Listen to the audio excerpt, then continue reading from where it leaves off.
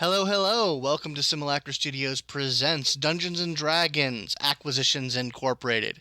I am the Dungeon Master Scott, and these here are my players. Hello, everyone. My name is Nigel. I am playing Rynford, Gimaldree, Tunslayer, the Rock Gnome Wizard Documancer. Yes, that's it. My name is John. I am playing Ilbreyan Jenkins, half-elf warlock. I still forgot my title. Loremonger. You're the Loremonger of the group. The Loremonger. The Lowmonger. Hi, I am Matthew Malice. I'm playing Lowin, your life cleric of Lighthander, and the party's cartographer. And I'm Ray. I'm playing Inisalia, your Tiefling Paladin and Secretarian for Reliquary. Reliquary. Query. Sorry.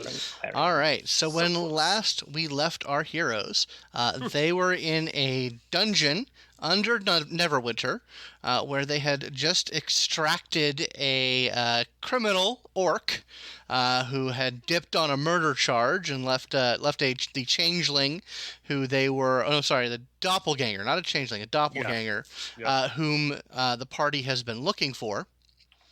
To get some information regarding some treasure that she was sneaking out of the city for their boss, Omendron. They made their way through this sort of hiding place dungeon area into the crappy apartment of some vampire asshole who apparently was there who, after getting cursed by Strahd. The archetypical vampire of the Forgotten Realms.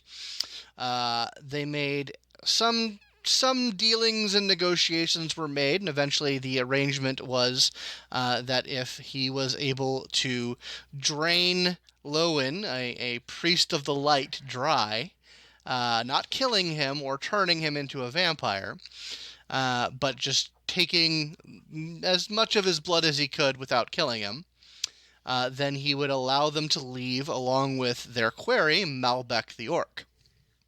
Orery. Yeah. So, when last we left, they had just basically Lowin had got a bit on, and he has fallen unconscious. I believe Inisalia has him in her arms. Yep. And so Ilbreyan and Rynford are sort of ushering Malbec through the sort of insubstantial wall that was just been revealed in the back of the chamber. That is where we left off. So I would like to know what everyone is doing right now. Sleeping. You're a sleep boy. Ilby is definitely kind of trying to move out as charmingly, but also as quickly as possible away from the vampire. Yeah, the vampire is still just sort of like sitting on his coffin, like his eyes are like this unnatural black, and he's just sort of staring into the carpet, unmoving. Like it's like. Normally when someone stares and moving at things, they still move a little bit, like they adjust themselves, but no, it's like a living statue. It's just sort of engaged with the carpet. Right, well, it's been a pleasure, really. Yeah. Okay, we're gonna go. Sorry, we can't hear you, Nigel. Can't hear you now. You're muted. Muted. Yeah, I know. I should have a spacebar thing. Now you're good. That's weird. Okay. I have a question. Okay. I know we've gotten a description of the room in that it is well appointed and there's a couple of other people who are sort of lounging around. I don't know if we've actually done any like rolling to notice interesting stuff. If you would like to roll an investigation check, I will allow it. Okay, give me just a second.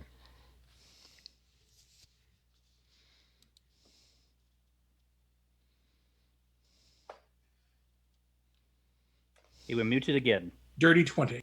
Dirty 20. Okay. So,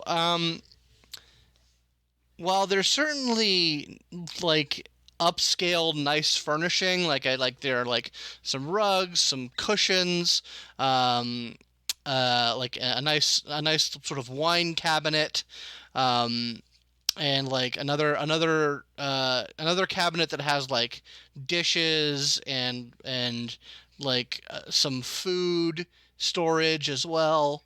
Um, there don't seem to be any like riches or anything like that in any of the places you can see. Damn. Yeah, this seems to be just like, a chill apartment in a dungeon. No etchings. No etchings. Well, I'll give a bow, and I'll sort of help usher Inisalia and Lowin out. Okay.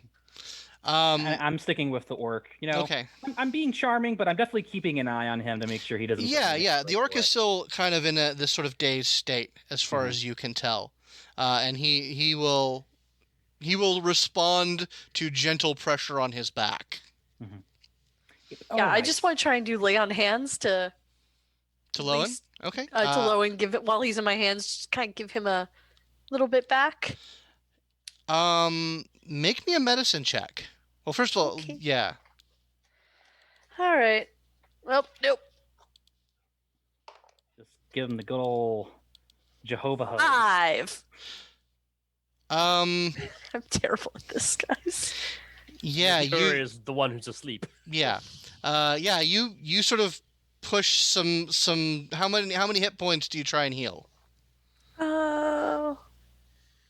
Let's go with 3. 3.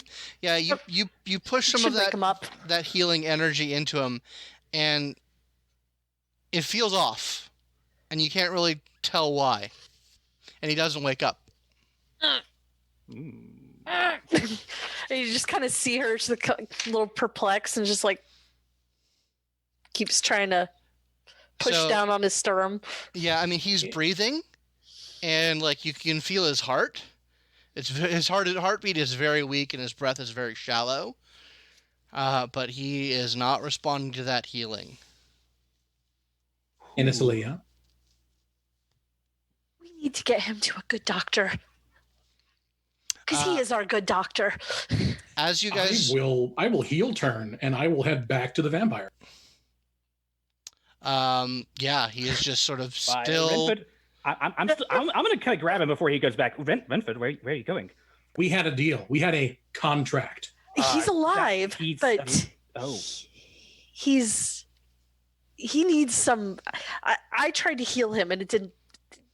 He's stable-ish? Right. See, that's weird, and our contract said none of that bullshit. So, I'm going to beat the shit out of this guy. Rynford, do you want to bank on him reneging on that deal all of a sudden? Do you want to do that? Because I don't think we should. I think we should take our losses, whatever they are, and get going. Please, I don't wish for us to become another like that. I think he's okay, maybe. I don't exactly know what happens when a vampire does all that, but... Yeah. If anyone else would like to try a medicine check on Lowin. Sure. I say...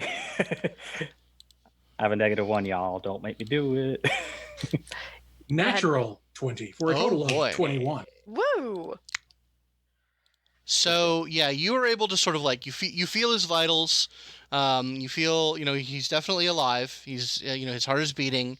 I mean, you definitely know he is suffering the effects of severe anemia. But you also sort of check some of that pseudo-fantastical chakra stuff going on. And you can tell that there's just something is suppressing his natural constitution. You think you remember reading something about this in school, about how the bite of a vampire can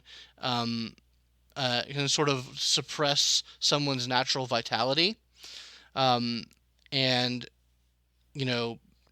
But it is something that would come back with rest and food and like steady medical attention. I will glare wooden stakes at the vampire and just head up the stairs. Okay, so you guys head up the stairs. It's only maybe about 5 stairs until you get to this sort of another square room, smaller than the last one, that just has sort of this flat plane of stone on it.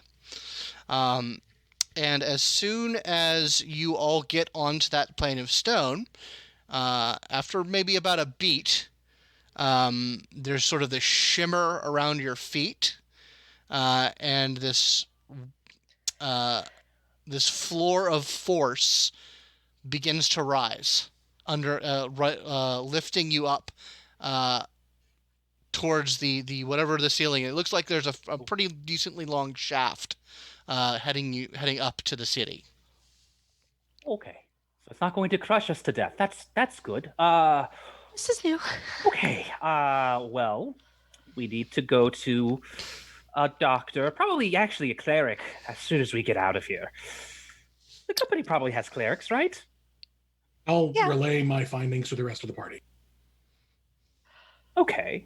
Well. Okay. All right. So an inn is what we need then. Mm-hmm. Well, we should say something about steady medical attention as well. So we should probably get a cleric too. Yeah. As the thing rises, you guys can make out the ceiling of this shaft. And you're concerned for a moment because it just looks like rock, but then it kind of swims and becomes insubstantial. So you can sort of see up into the room.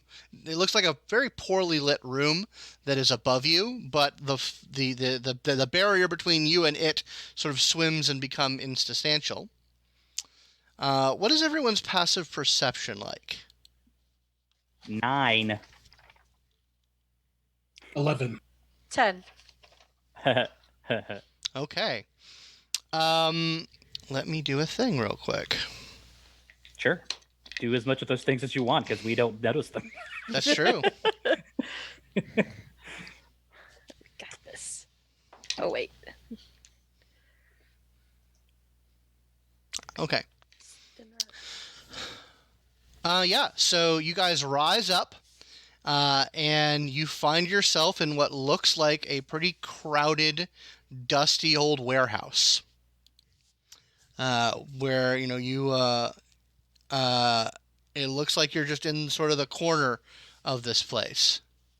And, you can sort of see down the way a bit, but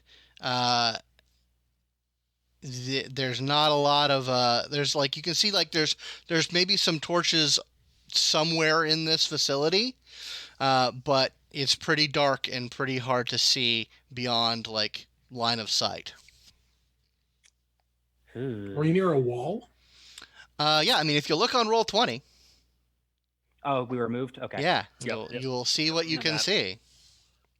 Ha! I finally see him up. Yeah, we got, for the viewers, I've got Roll20 up for them. It's not going to be there for long, so enjoy the lovely art. I'm going to turn around as soon as we stop ascending, and find a. I'll look over to LB. I need a boost. You need a... Lift me up. All right. I'll try to lift him up. I'm actually not that strong, but I try to lift him up. All right. You're a little thicker than you look like. I'm compact. Yes. Yeah.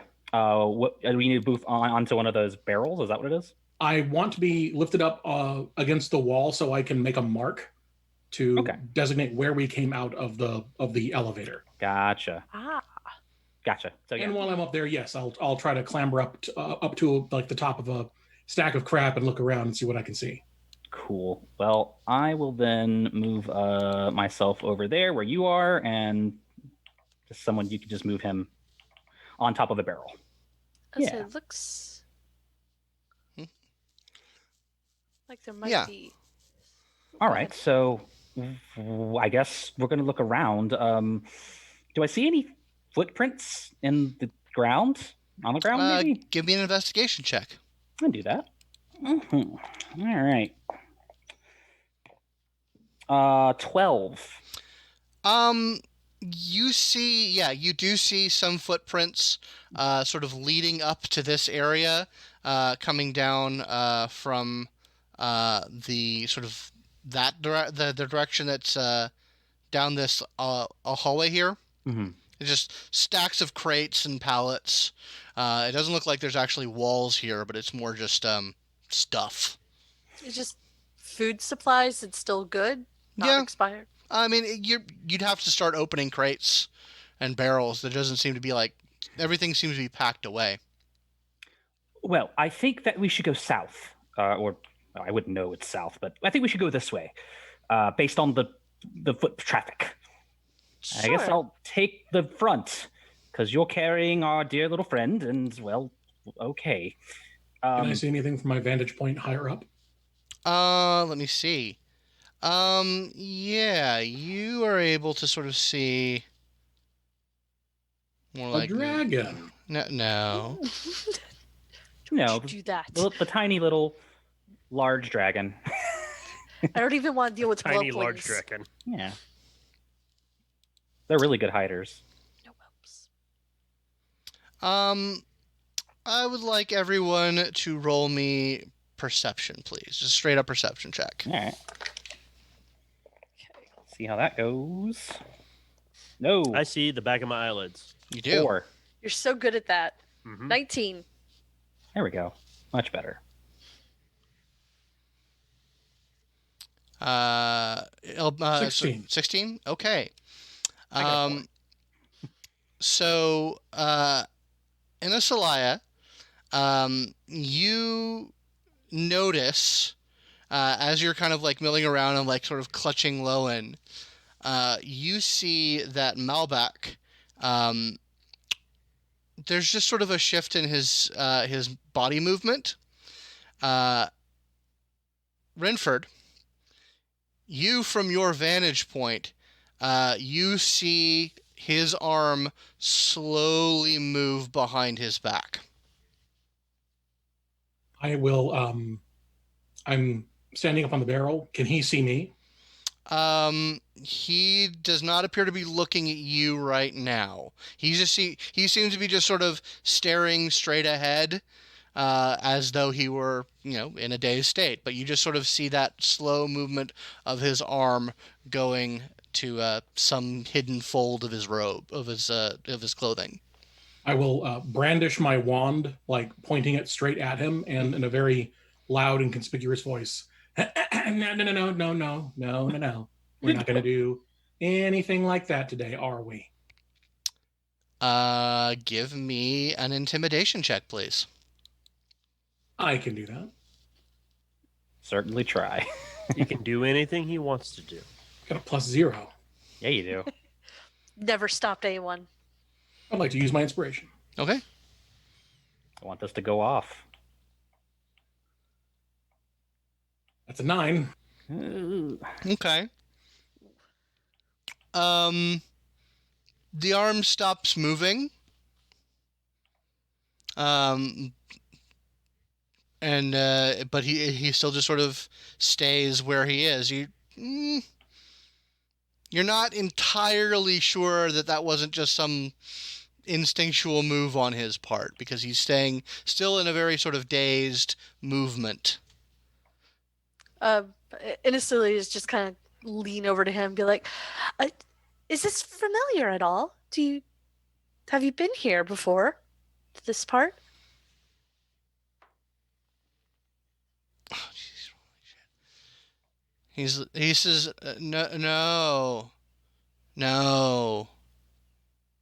Dubious. Why leave the party? Anyone like to roll an insight check? Yes. Would they all get squinty-eyed? Yes, I would. A little better. I got a 14. Okay. 17. 6. Yeah, Rynford and Ilbreyan, he is pretending. He has much clearer mind than he is pretending to be. Right. Okay. Well, great. I suppose, if you want to go back to the party, I think maybe we should go back, shouldn't we, guys? Come on. I start actually starting to push him towards, and apparently since you want to go party so much, let's go ahead and go. And you can have all the time you want with the vampire who will do that to you. And I'll stand up like this. Okay, make an intimidation check. I'm gonna be like, all right. And actually, because I think let me make sure I pick this up. Let me check my cantrips real quick. But I think I'd like to mold it because I think I also got what is it? No, I didn't get. Never mind. Ignore me. I'm just gonna roll it. I thought I had thaumaturgy. Okay, so that is a 15. Okay. So, are we done? Or do you want to walk out of here, with your relative life ahead of you? He his demeanor just completely shifts. And he says, I think I can take you. He sort of looks at Inisalia holding the little baby, looks at the two of you, and says, yeah, no, I think I can do this. And then his hand starts going back to where it was. All right. Can I grab his hand? I'm going to cast a spell. Okay, let's roll initiative. Roll initiative. Yeah. Yep. Maybe he can. We're gonna find out. Hey, Inisalia should just use Lowin's body. No! Just hit a dude with a dude. This is one of my few characters that would not do that. All right. Oh, Hisa would totally do that. Oh, God. Okay. I'm just going to take Lowin off of this. Yeah. Sorry, Matt. That's why I have a little icon on a little sad icon on my token right now. All right, let me know what everyone gets. All right, 13. So I have a 16. Okay, 16. 11. We was a little ready. What'd you get, Ray? 13. And I got an 11. Okay, gotcha. All right, let me do this thing real quick. Okay, well, no one is surprised because you guys picked up on it. So, but actually, Ilby, you get a go. It's your action. Fair enough. Fuck him up. All right. Well. Damn it. I should have cast this earlier. Well, let's see. I'm checking something very quickly. By the way, just for reference, each of these squares is 5 feet. Yeah. Okay. I believe there's a lovely wine cellar to my left. There is. Yep. All right. So,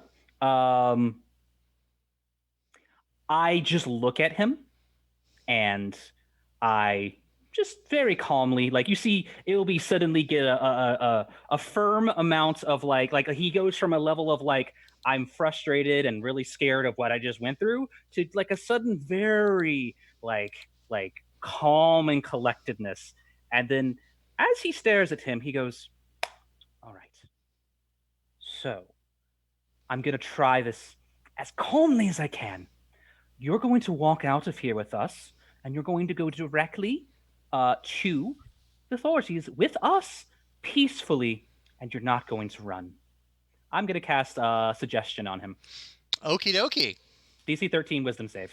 All right, will do. I was hoping you were going to do that. Look into my eyes. Yeah, he actually, give me a thing real quick. Sure. If you need the wording. Yeah, I got it. Mm-hmm. Oh wait, what is the wording? What happens on a success and what happens on a fail?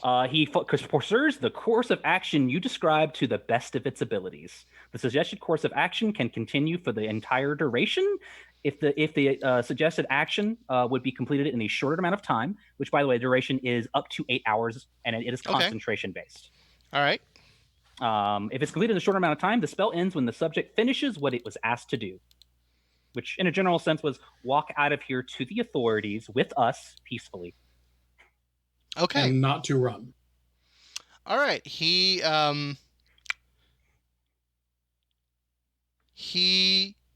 seems to stop what he's doing, just sort of slowly nod his head, and then he's going to action roll to the side.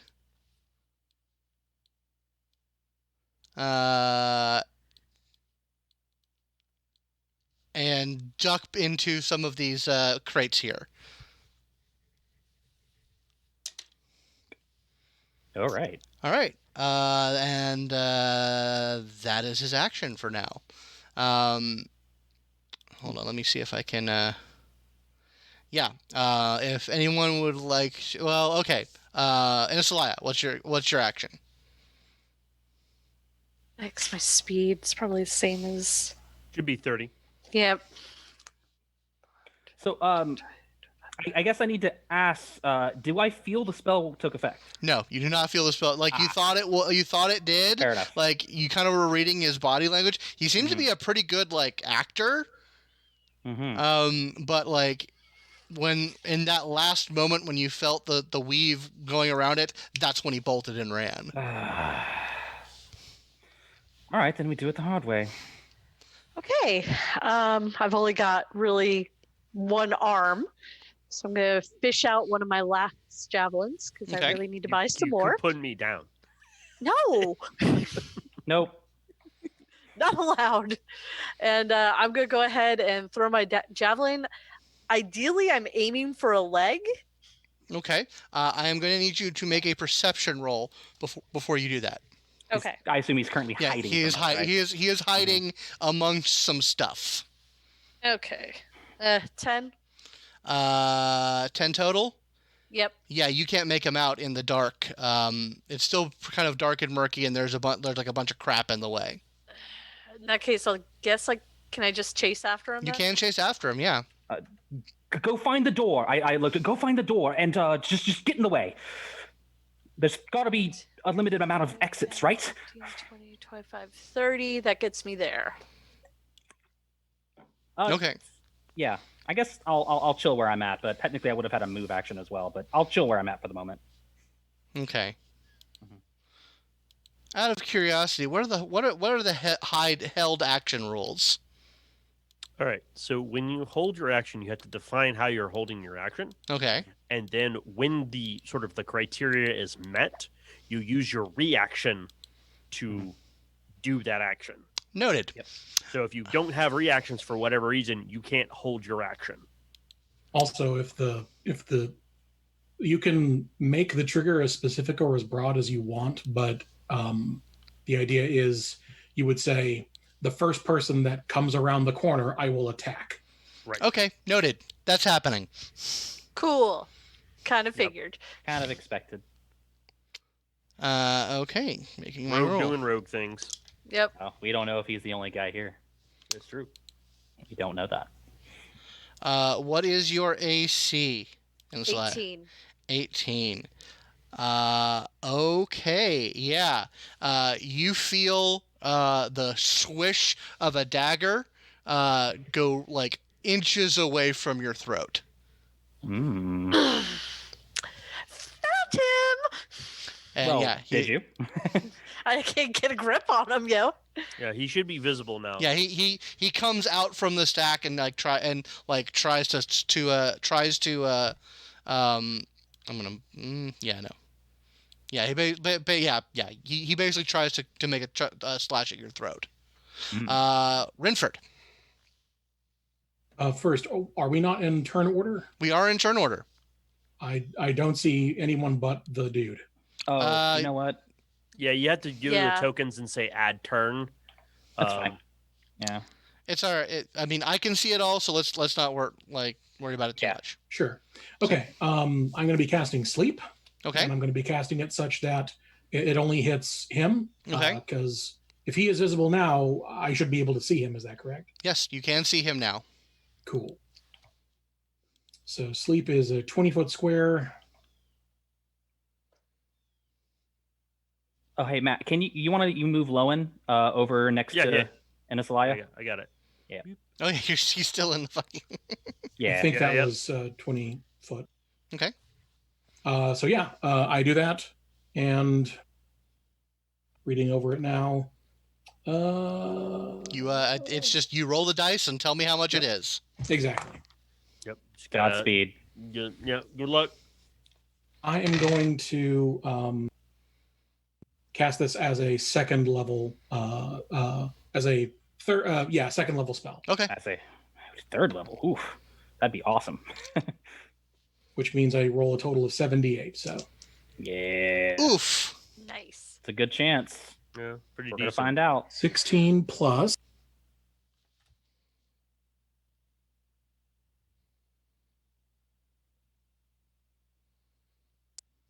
+16 plus 11 is 27 hit points. He falls asleep. You have 1 minute. Tie him up. Okay. Yeah. Yep. Are we still in turn order? Let's say for now we are. Sure. So yeah, it would be top of the round. It would be Ilby's go. All right. I'm gonna head over to no problem. Yeah. And I guess if you don't, can you need to expand the map more? Yeah. It is currently. Yeah. Okay. Cool. Yeah. I'm gonna head over there. I'm gonna get out my pack, have some rope, and just gonna tie him up as best I can. All right. Can you make a roll or anything? I'm looking to see what kind of roll I would have for that. Probably a sleight of hand. Yeah, go give me a sleight of hand roll, please. Or just a straight dex check for me. Yeah. In that case. Hey, a +1. It's not too bad. But you're a graceful boy. Not too great. Not too bad. 19. 19. Okay, yeah, you truss him up as best as you think you can. Yeah. And so yeah, his action is to sleep. Mm-hmm. And in Inisalia, you have an action if you want to take it. All right. Over the other shoulder, thunk. Okay, so you grab him and take him over the shoulder. Yep. Okay. Actually, before I do that, can I remove knives that I? Yeah, you want to search him? Yeah. Okay. Yeah. Good point. Yeah. You are able to search him. He doesn't seem to have much. He has a dagger, and a rapier on his shoulder, on his hip. All right. Anyone else want to hold on to these till we turn him in? Sure. I'll be happy to. Bastard. Ugh. All right, and I put that in my pack. All right. I feel like we should get out of here as quick as we can. So you put that stuff in your pack, Ilby? Mm-hmm. Or, tie it down, whatever. Okay, all right. What's your passive perception? That's a 9. A 9? Okay. Yeah. I'm a sleepy boy. You feel a little woogie when you handle the rapier. Oh, really? I will... Okay, go ahead. Yeah, that's what I'll tell you. Sure. I'd probably go... Rynford, I think maybe we should look at this rapier later. I'm going to make sure that it's covered in cloth so I'm not handling it in some way. And then you just be like, I think we should go before things get more complicated. Mm-hmm. And I'm going to look for... Also, you notice his armor is pretty nice. It's like it's studded leather with some interesting tracery. Ooh, well... I don't think we have time to disarm him like that, so we're probably not. Just rope him. Yeah, No. it would actually be hard to get his armor off the way he's tied up. Right. Yeah, so no, I'm definitely gonna look at the party and be like, well, we were going to let him walk out with his things, but he's definitely not having anything now. All right, and I think I'm gonna try to lead the party towards the footsteps that go towards the illusion. All right. Yeah, you eventually see a nice sort of main thoroughfare that leads to what looks like a door leading out of the facility. Nice. Yay. All right, then. Yeah, and you guys you basically get out onto the streets of Neverwinter. Eventually, he does sort of wake up over your shoulder in Inisalia. Can I just like, with my one fist, just kind of bam right back on the head to kind of? I don't want to deal with his shit. I mean, that's fair. Make an unarmed attack. I will do that. I'll say wait, and I'll Muted. Hold on. You're muted, Nigel. Yep. Sorry. I'll say no, wait, and I'll just like sort of wiggle my wand. I'm walking behind. Mm-hmm. Okay. Behind the tank is the natural place for the wizard to be. Oh yeah. And just be like, look, this is happening. So, easy way or hard way. He says, not gonna argue. I will say, think about the fact that someone put me up in that place. Someone spent the gold to hide me there.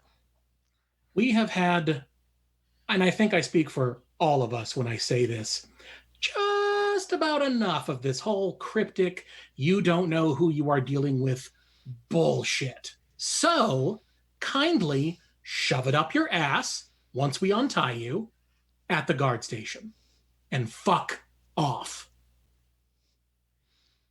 Of course, we don't have to nicely put you to sleep. We can put you to sleep in more physical ways. So just don't. Just don't, okay? He shuts his mouth. Okay. First sensible thing you done all day. All right. Yeah, I'm gonna start. I'm gonna try to find a guard, I guess. Okay. Well, you're not exactly sure where you are in the city. Am I? Give me a history check. Just a sec. Use the book smarts. Well, also, he was here on that school trip. Oh, so Dirty long 20. ago.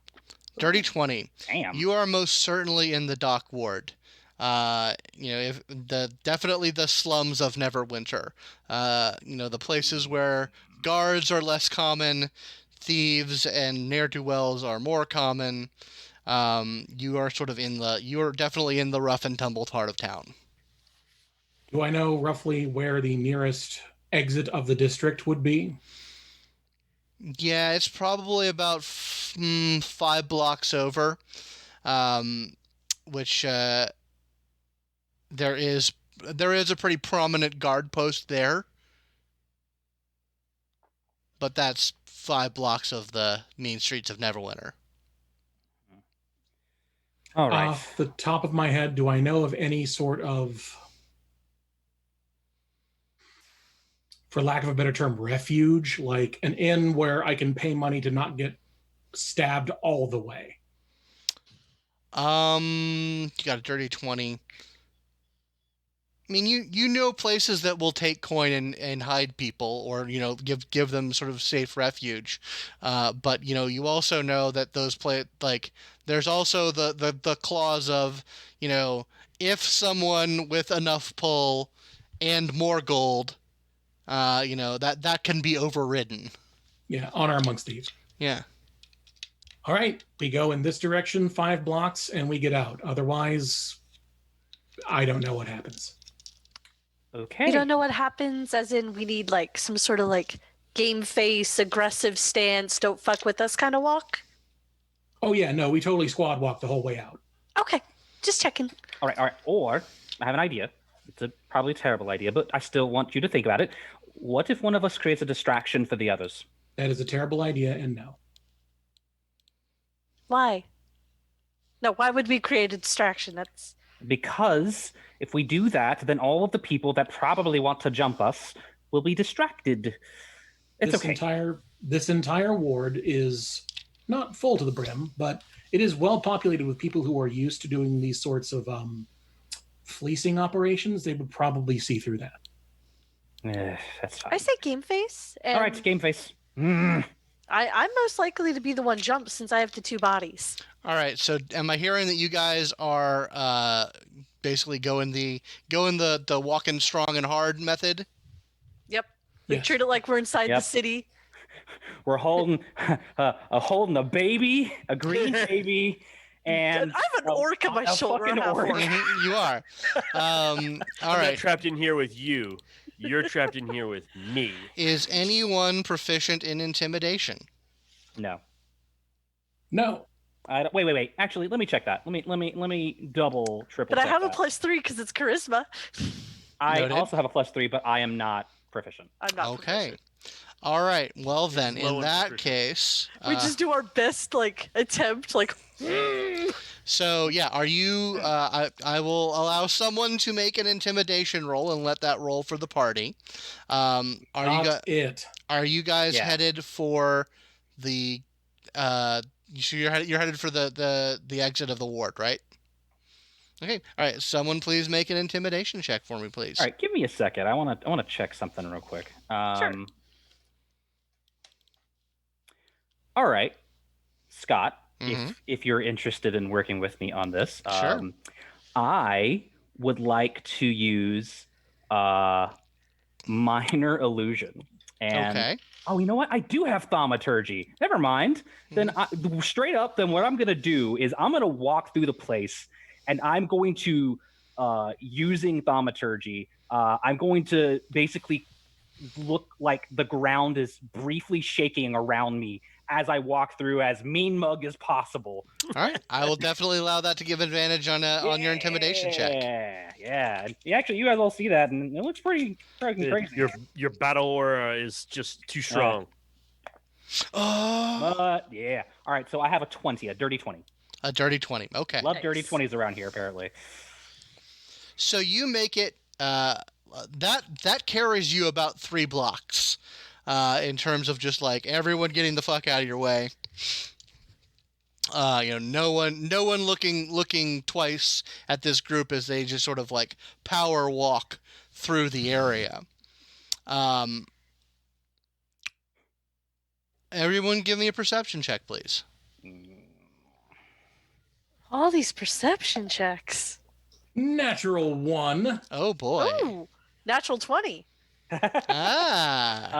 15. Okay. Inisalia, like I said, about 3 blocks in, you notice that sort of at the intersection of various alleys, you see people sort of coming out of the alleys, not coming towards you, but you can see a person sort of at every street corner, alley. There are people who are now paying attention to you actively. She's just kind of And they're all just sort of coming out of the shadows. elbow Rynford and LB and just Yeah. been noticed. What? I noticed. And she'll just he's over my shoulder this way, so if his hands are behind him, you got him tied up, trussed up real good. Okay. Is there can pull his shirt over his head a little bit? It's not gonna do much at this point. Yeah, you can try and pull. He's got a hood, so you can try to pull it down over a little. him. Yeah. Pay no attention to the orc over my shoulder. Mm-hmm. All right. I think we're probably not even trying to miss a beat as we're walking, and still, I'm trying to do as much intimidation as possible. But I think as my eyes are a different color of red, I'm basically try to look as demonic as possible. Sure. I think as you're telling me this, I'm just walking through it. I'm just all right. In 3, we're going to run for it. How does that sound? How about you give me the scroll of cause fear first? Ooh. Actually, shit. Do I have a scroll? It's in Lowin's pack. He had the scrolls. Oh, that's fair. Sorry. You just hold him up like a scruff, the scruff of his neck. No. Yeah, I'll dig through his pack and pull out the scroll of cause fear. Okay, you've got that. All right. Yeah. So you guys are gonna make a bunk for it. I think it's the best idea. Okay. Wait, how many people? Oh, maybe it's part of that. How many people do you count? Can you count them? It's it kind of. just keeps growing every time we pass an alley. Oh, good. Yeah, you don't really get a good look at these people. Like they're very good at staying in the shadows. No one's made a move just yet, but they are there and watching. If we run, they will chase us. We just keep going. If I have to pop the scroll, I'm going to hit the biggest, toughest motherfucker I can find. And Ilby, you need to look like the devil himself. As I try to do like maybe way too much, like, oh no, I'm overselling. I'm sorry. Do it. Oh, right. Blind face. Well, anyways. All right. Also, I kind of probably lean into Rynford, and I'm just like, keep that timepiece ready, just in case. Oh, yeah. You should all stay very close to me. I think we'll do that. So, you guys just continue making a pace? Yep. And but trying to keep an eye on things. If suddenly we see a converging happening, I think I am going to ready an action to start bolting, I think. Okay. All right. So what I would like everyone to do... Hold on, let me make a roll here real quick. All right. One more perception roll for me, please. Yeah, okay. 17. 3. 16. Okay. So you guys are headed with determination. Ilby, you're kind of like taking the lead, like getting the full front forward. Everyone else is just kind of, eyes on everything. And somehow you do not notice when you run straight into someone who you don't initially see, but then you just kind of stumble over them. And you are just like kind of entangled with, you guess, a halfling who just seemed to like walk this who started to cross the street when you were walking through it. I probably, because I had the lowest perception and I'm leading the front, so I probably like tumble and almost fall. Yeah. Just and like, oh, I'm so sorry. And you're like, I look at the halfling. Does he look familiar?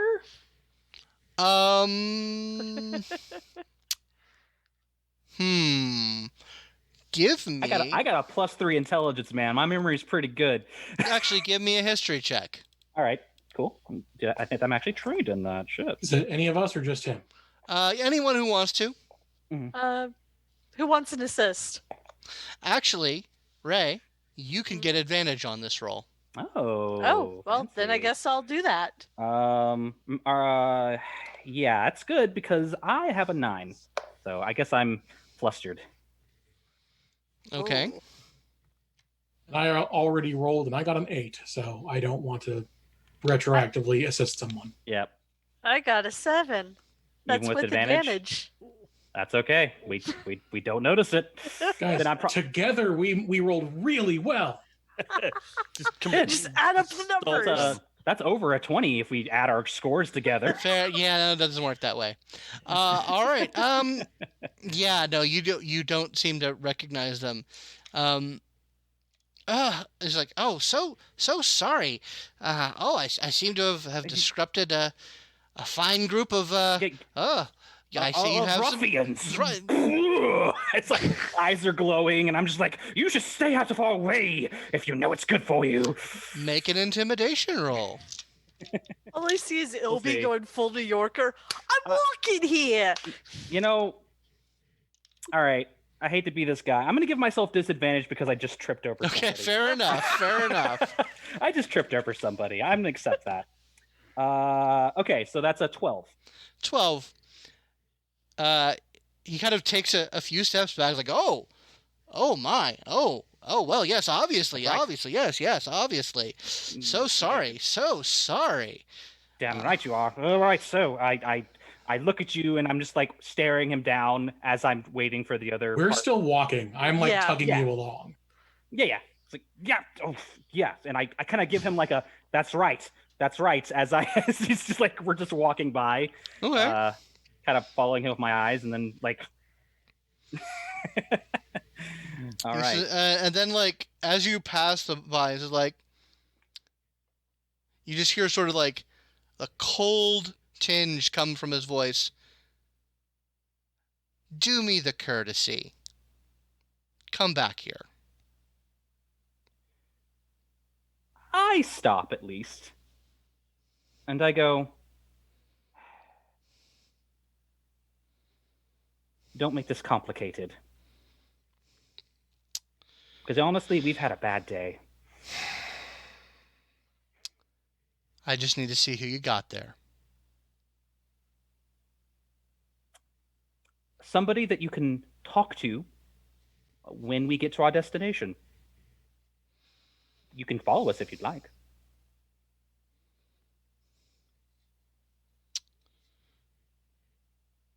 I just want to look under the hood. I have to do my due diligence, you see. I will Go, I say, and I begin to be like, I can't let you go, friend. And I actually, you see, I begin to like have magic glowing in my hand. It's like, don't make this complicated. Okay, we'll keep walking. All right.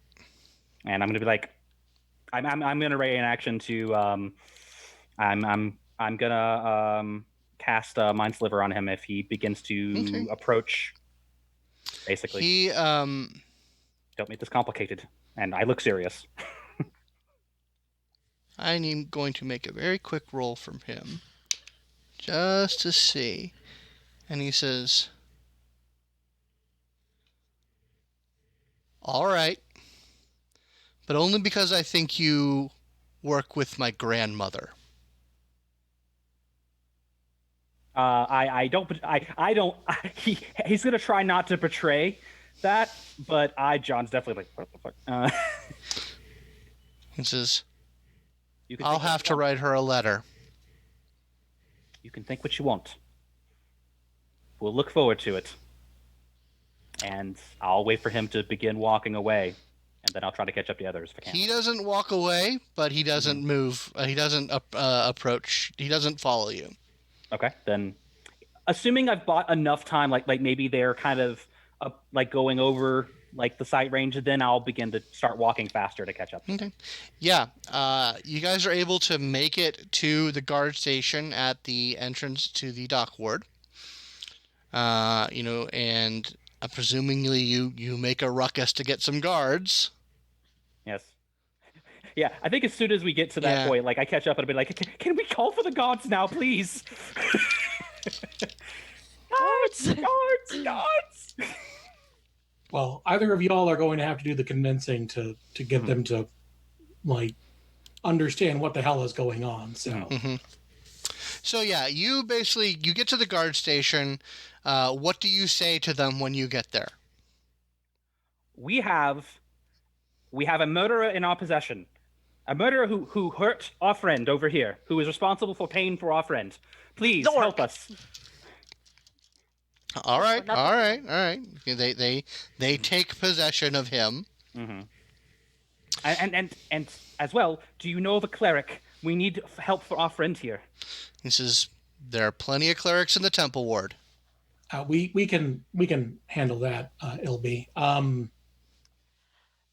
Yeah. So, do we remember, or do I remember any of the details about the murder that happened that the doppelganger was arrested for? You think there weren't many details about it. You know enough to to reference it, but you don't really have like the skinny on it, like names or anything like that. And what's this orc's name? Malbec. Now, sorry, I know I'm asking a lot of questions. Sure. We did know the facility that the doppelganger was being held at. Yeah, correct? it's a prison. It's basically in the dungeons of Castle Never, but more referred to as the holes. Mm-hmm. Delightful. The orc in front of you, I say, pointing at the prisoner, trussed up, is Malbec, a man who you will also find in the holes under Castle Nefer. Someone has been, unfortunately, mistaken for him. This is the true murderer, and we would very much appreciate it if you would contact whoever needs to be contacted to try and sort this tangled mess out. All right. Well, that's okay. That is some serious statements that you're making. So why don't you guys come in? And he sort of ushers you into the sort of the guard station proper. Mm-hmm. And we will take this gentleman into custody, and I will summon the captain of the guard, and we'll see if we can straighten this out. Question for you, Scott. Do we know the name of the changeling? Opal. Opal. And before you go, I'd like to note that I am representing the person you have captured, who you thought is named Melbic. Their name is Opal, and I am their legal representative. Noted. Thank you. Like we will have to contact the city barrister as well then. Can I get somebody to help me with Lowin, please? Inisalia. Have you got a bed? Like, yeah, I asked the guard. We do have a barracks. I see your friend is in some distress, so why don't we? He ushers you in and says, "You all can rest and stay here while I contact the higher ups." And if you wouldn't mind getting this guy in irons, I don't know how good your knots are. He'll be sorry. Mm-hmm. It's Certainly. a pretty good tie job, I think. Certainly, yeah. He's like he looks like not bad, but he'd probably break out of this eventually. So they like put the irons on, put him in a cell, and basically let you know that like it's pretty late in the night.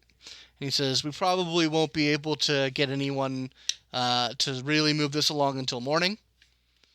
So you guys are welcome to rest here, and we will deal with this in the morning. Scott, do I know enough about life in the city to is garnish appropriate for the situation? Which, if you're one of the 3 people still alive that ever played Planescape, you know what I mean. Indeed. Not a bribe per se, but just like, I don't know, a way of saying thank you. Hey, look, you guys are in the middle of your night shift, and a bunch of weird people just like barge in and start telling you all sorts of crazy shit. Is there something we can do, monetary or otherwise, to make this easier on them that is acceptable and appropriate in Neverwinter? And not bribery. Not bribery. No. You think that as long as it's not like, as long as you're not like asking for anything that is illegal or that would require them to contradict their duty, you don't think maybe elsewhere in the city that would be looked down upon, but here things are a little bit more nebulous. So you think that maybe throwing some coins their way might not be inappropriate. All right, I'm going to do some quick math then. I think meanwhile, I'll look at Inisalia, and I think LB's gonna be like, I think, look, how about you give me Lowin for now, and if you want to try to find a cleric to help push things along, we can do that. Can we leave? I was kind of under the impression that we're here now, and so that we can do statements and all that. Right, but I mean, we'll come back. Like I say, bring the cleric here, and I'm sure they can come here and take care of it. Okay. Yeah, I'll do that. Well, actually, he's on the table, on the bed, so she'll just get up and... Lowin, give Yes. me a Constitution save. A Constitution check. A check, okay. Yeah. Constitution check. Yeah. Check. Mic check. A solid, even 10. Even 10, the beginnings of consciousness start to come back to you. Like you can make some noise and like start to kind of vocalize.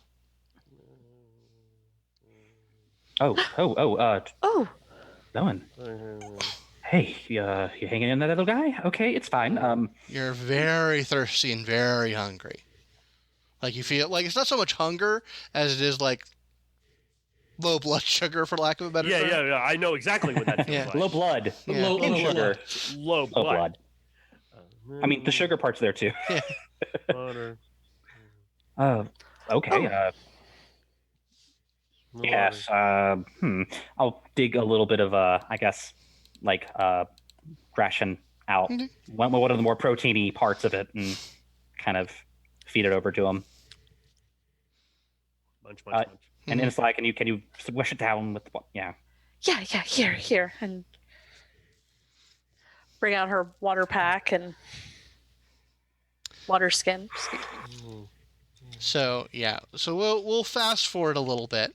You guys are able to take a nice long rest. Woo! I'll pass the guards a small bag of merely 50 gold pieces. Okay, yeah, they readily take that.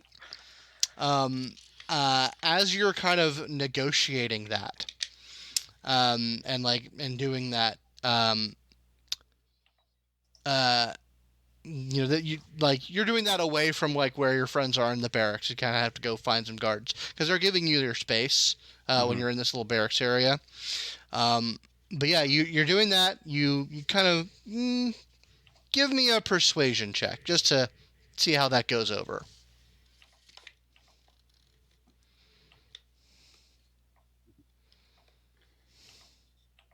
Got a +0. 10. Okay. Yeah, it doesn't go over like as swimming as you like. It's pretty obvious what you're trying to do. Like you can't really pass this off as just like, oh, you bastions of law, here's you can't really do that. I do the nerd thing where like I'm in my head, like I rehearse it perfectly and like I know exactly what I'm gonna say. But then when I get there, I'm like, this isn't a bribe.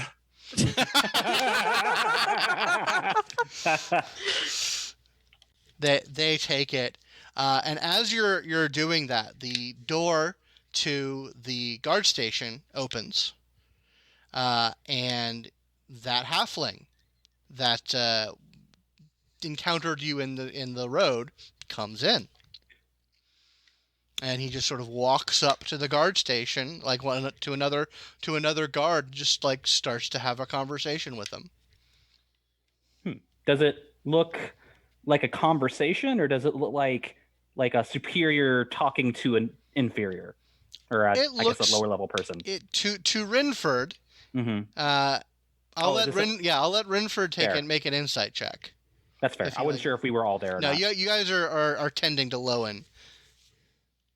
Stroking his face sweetly. It's okay.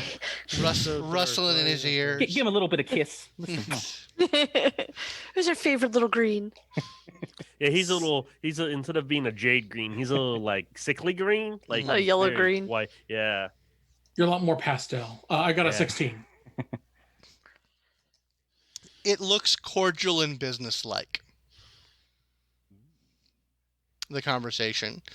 And after a few minutes, that guard escorts him into the holding cells. What are you doing?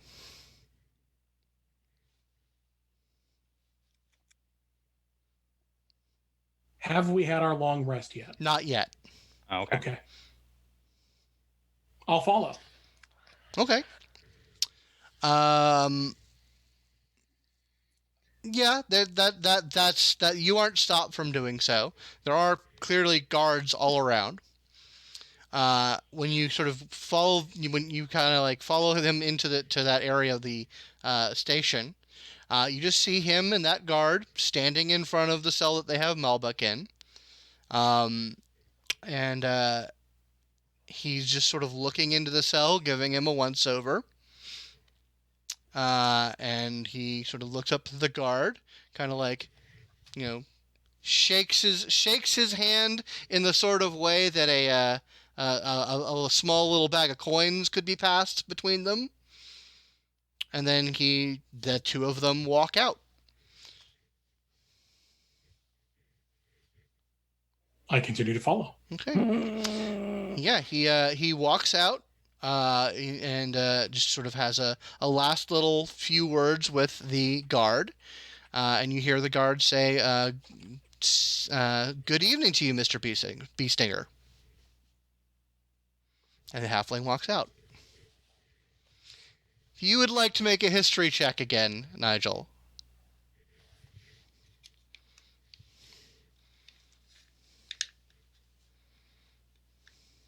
Sorry, I keep landing cocked, I promise. Yeah. 23. Okay, so you are familiar with the name Beestinger from three separate sources. One, most recently, you had a recommendation for someone who tailors and sells clothes for little people here in Neverwinter. I forget what name I gave her.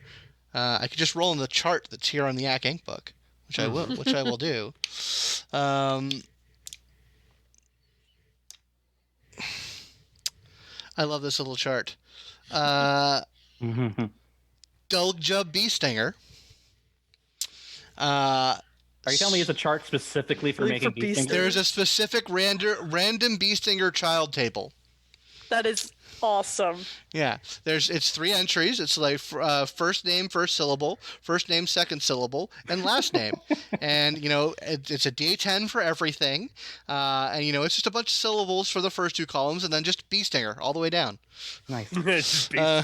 Love it. But anyway, so you recognize that. Second, you recognize a not insignificant crime family that is fairly wide-reaching. Thirdly, you recognize from your researching and some of your job fair time at Acquisitions Incorporated that someone named Rosie Beestinger is a prominent franchisee of the organization. And that's what you know. Do a real quick bit of reading on Documancer, real quick. Sure. Does let you know about rules and regulation.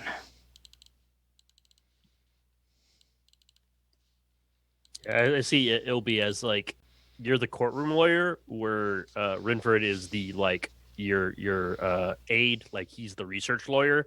Right. Granted, Ilby is really smart, but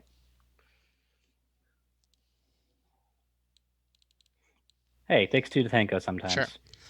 Yeah, that's why you have entire teams of lawyers.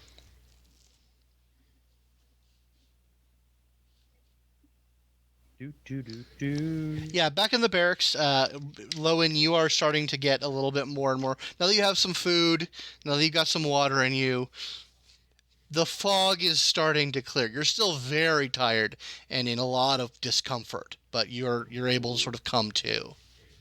Yeah. So, what was the last thing you remember? Couch? I don't remember a couch. There was a couch. Was there a couch? I don't remember. There's a couch. Did he put you on a couch before he did it? There was a couch. Yeah, he was sitting on a couch, if I remember correctly. He was sitting on a coffin-shaped thing covered in rugs and pillows. A vampire couch. Yeah. A vampire couch, yeah. Yeah, as you do. Right. So, he is there like windows in this place? Yeah, there's windows. What? And I'm assuming is it daytime? No, it's night. It is pretty late at night now. Okay. It's like, just I feel. yeah. Did we get him? Oh, we did get him. Yes, not the vampire. No, the vampire's way somewhere else, and we're never going back there for any reason. That's good. Oh yeah, very much. You were a little brave, crazy hero there, as that's what you were. Don't ever do that again, please. Oh, it's pretty stupid. I won't lie to you. Very stupid. We had to do what we had to do, right? You did get us out of line. I will give you that. That's what matters. That's what matters. It was Rynford. Oh well, I kind of, you begin to talk, and I'd be like, actually, Rynford. It turns out he kind of needed two, and Rynford didn't really,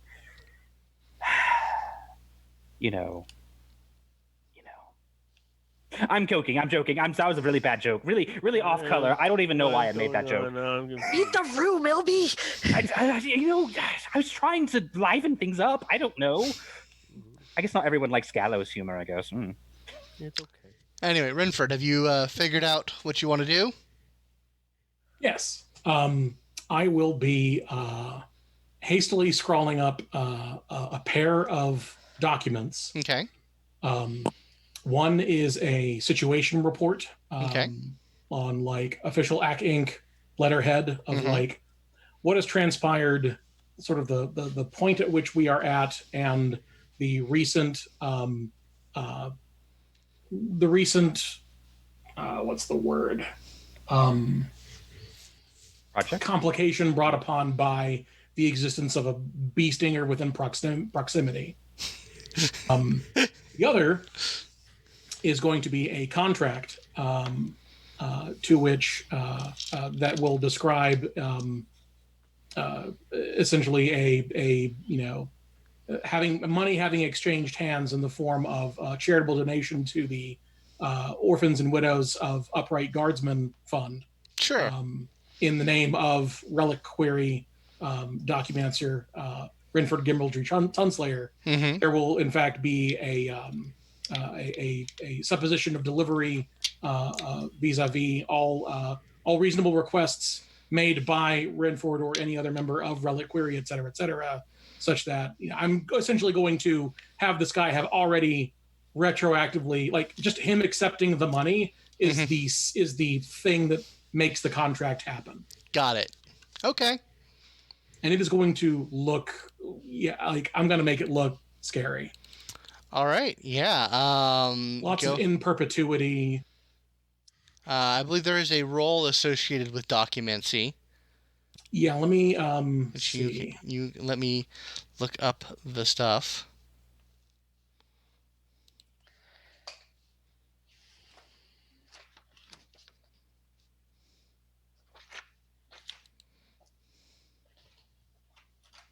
It doesn't say anything about a specific role to like make things. I get advantage on things to like decode Sure. encryptions. Did it give you a skill that you can now have proficiency in?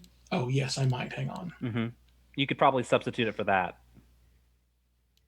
or either a skill or actually a proficiency. Like Calligrapher's supplies. I mean, so yes, I am now proficient with calligraphy supplies, so I can use that if you want. Sure, go ahead and do that. So what is a roll for equipment proficiency? Is it not a stat? It's your proficiency bonus. Plus a stat. Plus a stat. Plus that a stat. is determined. I'll go ahead and let you add your intelligence. Okay. Plus your proficiency bonus. Yeah. It's essentially just like a proficiency skill check. Roll for bureaucracy. Yeah. All right, intelligence mod is +3, proficiency is +2, so this will be at a +5. Okay. Come on. 17. Okay, you think you've got a pretty solid piece of legal documentation. I'll go up to the guard. Oh, sorry, slipped my mind. Here you go. I should have given this to you with the bag of gold. He sort of looks at it. His eyes glaze over. He's just like, all right. And he'll just put it in a drawer. All right. So, yeah, you are able to all take your rest. Lowin, when the sun's rays come upon your face in the morning, you feel reinvigorated. It is as though Lathander has seen you through your long dark night, and now you feel as though his presence has made you whole again. Mm-hmm. He'll his all eyes open. all Kal-El looking ass. Yeah. Yeah, his eyes wake up. You guys are probably asleep. You're probably doing the hospital thing where you're in like other beds or in chairs and you've fallen asleep watching him. And he probably goes over to Ilby and like looks at hi, morning. Oh, sorry, I was on a call earlier. I just anyways, hi. You feeling better? Yeah, very. I'm very much better. You have you already see like his colors come back, like the darkerness in his skin has come back, and he looks like he's much better. Though those two bite marks, they're just above like the shirt collar, like so they're visible, are still like very much present. Yeah, it's a very lovely morning. Right. So you have some beauty marks now. Sorry to make that awkward. Now you sort of feel sort of the scar tissue. Yeah, it's fine. It's whatever. Every battle you live through, right? Yeah, it's Don't date vampires. No, that's a good takeaway. Yeah, it's very uncomfortable. They take away what's not yours, what's not theirs. So as you're sort of getting ready, a guard comes in and says, he says, "Good morning to you all." So just to let you know, we sent some things up the chain, and it looks like someone is going to be coming to pick up Malbec here, to take him to the holes. And yeah, it looks like everything's going to be processed now that that little mistaken identity is cleared up. We're going to be releasing this Miss Opal from prison around in an hour or so. So you're welcome to sort of go to the entrance of the dungeon and await her there. Oh, thank you. Thank you. Excellent to hear. Yes. I did want to point out to you, and I don't know exactly what connections this Malbec has, but it did appear that as we were walking, we were trying to get him out of the dock ward, that a lot of people got interested in us. I don't know if maybe he has some enemies, or maybe there are people trying to look after him, but should we escort him? I was going to say, if you would like, and I'm not saying you guys need us, but we would be happy to come with you if you need the escort to get him to a secure location. Sir, we can take care of our business. Okay. You can certainly come with us if you're heading to the dungeons anyway, but we don't need such services. Of course. You'll have to excuse my friend. He is, shall we say, attracted to the coin and any business opportunity that he smells. I apologize on his behalf. It'll be free of charge, but whatever. That's fine. Yeah, fine. Still unnecessary. Okay. But you are right. We are heading in that general direction because, as you've said, Ilby, we are in fact going to be Opal's representation, and we just want to make sure that everything is taken care of. On the up and up. Yeah, I'm told some higher ups got wind of things and their interest was piqued. So this should go fine for you all. Good to hear. When the guard leaves, he's got to go over to Inisalia and he gives you a big old hug around the leg. She actually like gets down on her knee, like just a big bear hug. He says to you, he's like, "Thank you very much. I know you picked me up. I knew I could feel you when I attacked that. Thank you." That nuzzles it like just like the knuckle on the head. Aww. Just don't do that again. Can you say that as if a strength 16 character were hugging your neck too hard? There you go. Well, that's charming. No. Hey, should we maybe, I don't know, maybe contact the company? Oh, yeah. Let me see if I can get it to work this time. Reception has been terrible when it comes to my stone. Right. She kind of shakes it a bit before she tries. Go ahead and make that try. Rynford could help. Can't. Can I? We can't help her. Assist? We can't assist her. Yeah, Remember, no. that was the ruling. Yep. Yeah. That's right. Because she's not proficient in Arcana. Nope. 9. Yeah, no. It doesn't Did they give you a bum one? It's just a giant red glass crystal. I mean, it Just worked. a normal rock. It's a joke. How do you restart it? I think both me and Rynford are trained in Arcana. I mean, we know it's a sending stone. Yeah, right? no. It It looks like a sending stone. It looks like a sending stone. Like when you look at it, it looks functional. It's just sort of keyed into the Secretarian's network.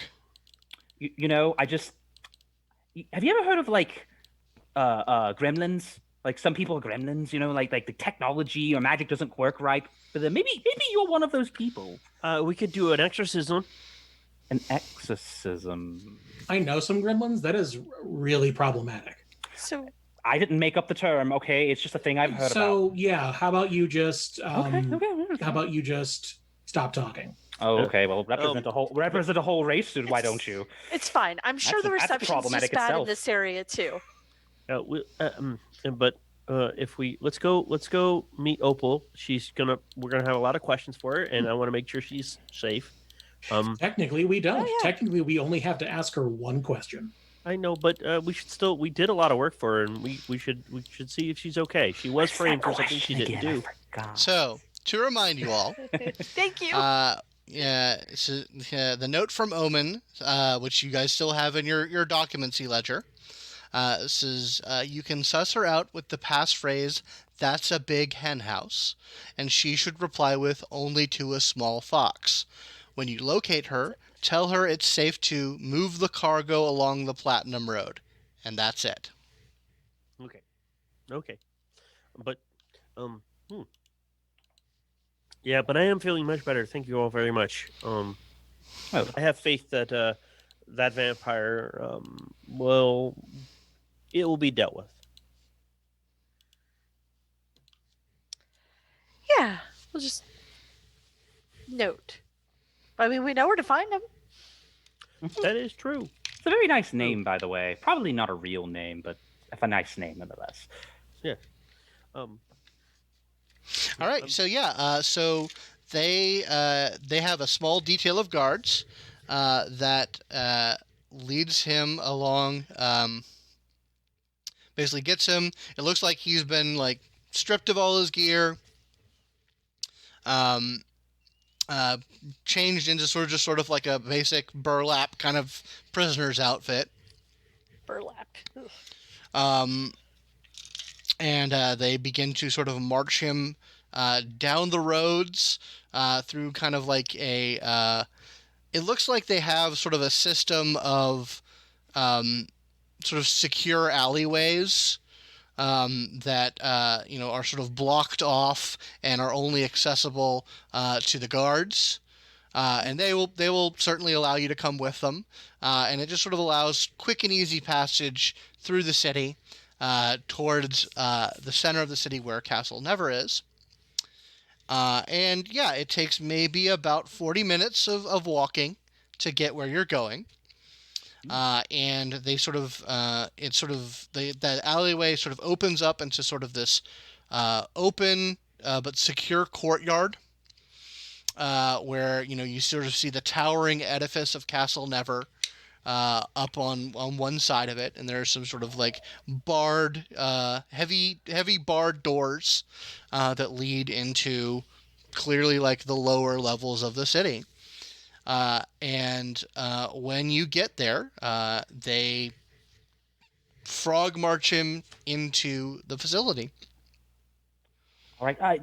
The offices are this way, I assume? He's like, yeah. Outgoing is right over there. And there's this little sort of, it looks like kind of like a fenced off area that is, that you see maybe about a half dozen people are just sort of picking stuff up from desks and signing some paperwork, at the end of which is a gate that lets out into the city.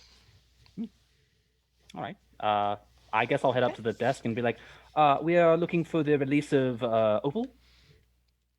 Opal. And he just sort of says, Arrested as Malbec, mayhap? He's like, there we go. It's like, he kind of looks up, and he's like,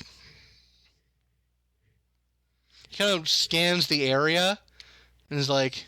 Down here. He looks down at you, and is like, no, because he's looking at the people who are getting let out. Mm-hmm. And he riffles through some papers, and just like... One of them. One of them. It's got to be one of them. Okay. I lean into like Rynford. How long has he worked here? Anyways, I'm shut up. I guess I'm gonna look and Opal. How many people were in the area that the clerk directed us towards? Like there's about a half dozen people.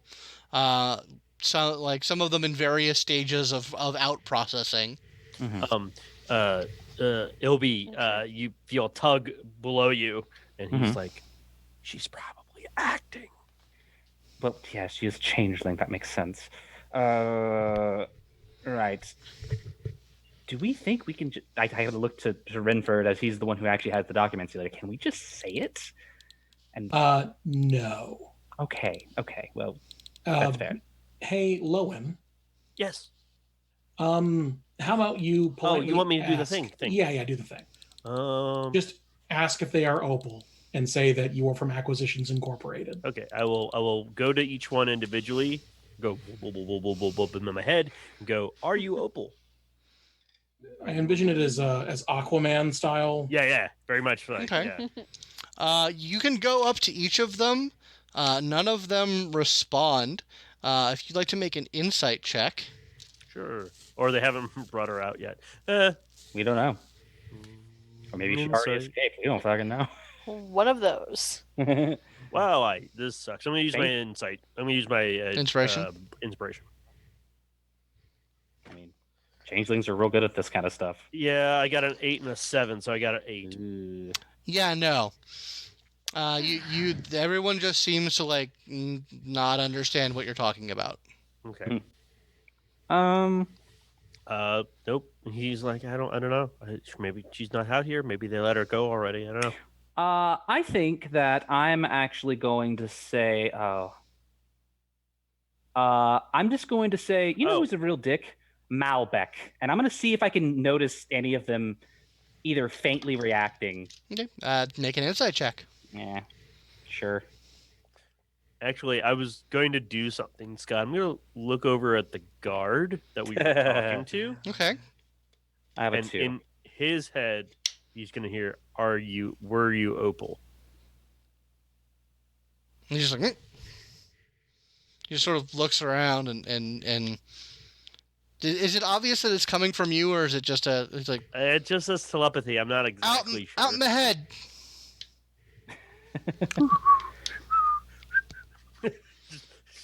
All right. I have no idea because I have a 2, so I assume. Yeah, no, they I'm gonna go to the guard who's letting them out. Is there a guard that was letting them out? Yeah. There's someone at the outtake. Mm-hmm.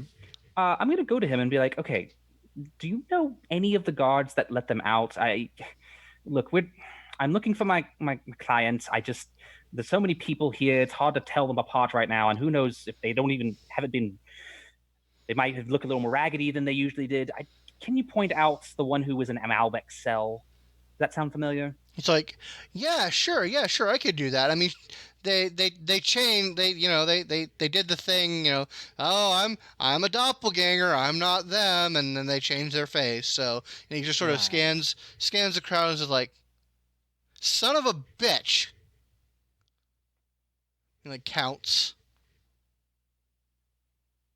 Must be 7. I'm sorry, they don't look the way that they looked when I did that. Of course. No one got out. Okay. I can promise you that. All right. But I can't point them out to you. All right, team huddle. We're gonna huddle with the team. Be like, okay. how do we get clearly not wanting to reveal themselves doppelganger to do that? Their stuff. That's If they got taken while they had any belongings on them, they would get it back when they got out. So we can ask what sort of stuff is there, and maybe by process of elimination, determine who amongst the people here wouldn't use that stuff. I don't know. Shot in the dark. Or we just hold the stuff and be like, hey, we've got... No, the problem is she doesn't want anyone to know what she looks like right now. Yeah. Any sort of broadcast is not going to work. We'll go to the. That's a good idea. And I'll head over to the guard. Who was doing the checkout of the inmates? Possessions. Him. The clerk that we first talked to. Yeah. Right. Okay. Could you maybe? Because I think maybe our friend here is. What's Opal's stuff? Right. What are they getting back? He's like, he goes and checks, then kind of laughs, and he says normally I wouldn't answer that sort of question. But then he pulls out a box, turns it over, and nothing comes out. He was naked. Invisible. He was naked when we nabbed him. Of course. Sure. All right. Well. I'm going to go to the nearest random prisoner and strike up a conversation. Okay. They sort of turn around. It's sort of this gruff-looking woman. She says, "What you want?" Just curious, what brought you to this place? What are you in for? / what are you getting out for? I ain't done nothing. Of course. It was a con job. It was a scam. Yeah, I'm sure. What you want? I just want... Look, I haven't had a date in a long time. So, I was curious. She, looks back. This woman looks like she was born in a gutter, by the way. So, I'm trying to voight comp test these people so that everybody else can see the blush response or anything. So fucking work with me, rest of party. Come on. Lowin doesn't know what you're doing. Yeah, I feel like we're just scared at this point. How do we do this? Okay, fine. I'm gonna go to the opposite end and also strike up a conversation with one of the randos, and probably looking at them and be like, all right, we could go with this. All right, well, You're real pretty. Yes, he is. You are very pretty yourself. I've been in here a long time. That's unfortunate. You shouldn't have been alone like that. They should really do more hugs in prison. Yeah. I got a place. My brother's gonna put me up for a couple weeks. Nice. Yeah. Family connections are very important, and you've gone through a lot, right? We've all, yeah. The laws just the law, right? I mean, I did what I did, but I've been there in a long time. Well, you paid your debt to society, my friend, so we don't have to talk about what you did, but we definitely don't have to. All right. Well, I'm going to be on that other side of the gate in about 10 minutes, so why don't you just, Right. Okay. Yeah. Okay. Well, I'll have to learn more about you, but we could talk about that. Yes, very much. Well, you aren't from the service? Well, I mean, no, I don't know what service we're talking about. Oh. And he just kind of looks crestfallen and says, Oh, did you think I was a streetwalker? I like that term. my friends, they said they were gonna get me a nice, getting out of prison progress, and they know what I like, and you look, and he just sort of starts shuffling his feet. Oh, hey, no, I'm sorry. I'm not part of the service, but hey, tell you what, actually, Were any of these people part of a part of your area of the prison at all? Do you recognize them? No, they don't let us see anybody. Oh, they don't. Mm. Yeah, the holes. Oh, they're pretty bad. They're pretty bad. Look, I'm He's sure. like, what? Yeah. Well, I mean, you seem nice and all, so I guess, we can get to know each other. Why don't you just wait on out there and we'll go to my brother's and we can get to know each other. I'd like to know more. Your name? I'm so we can get to know each other more. I'm Big Stinky. Big Stinky. Is your brother Little Smelly, perhaps? No, my brother's Carl. Oh, he's Carl. Okay, that's a fine name.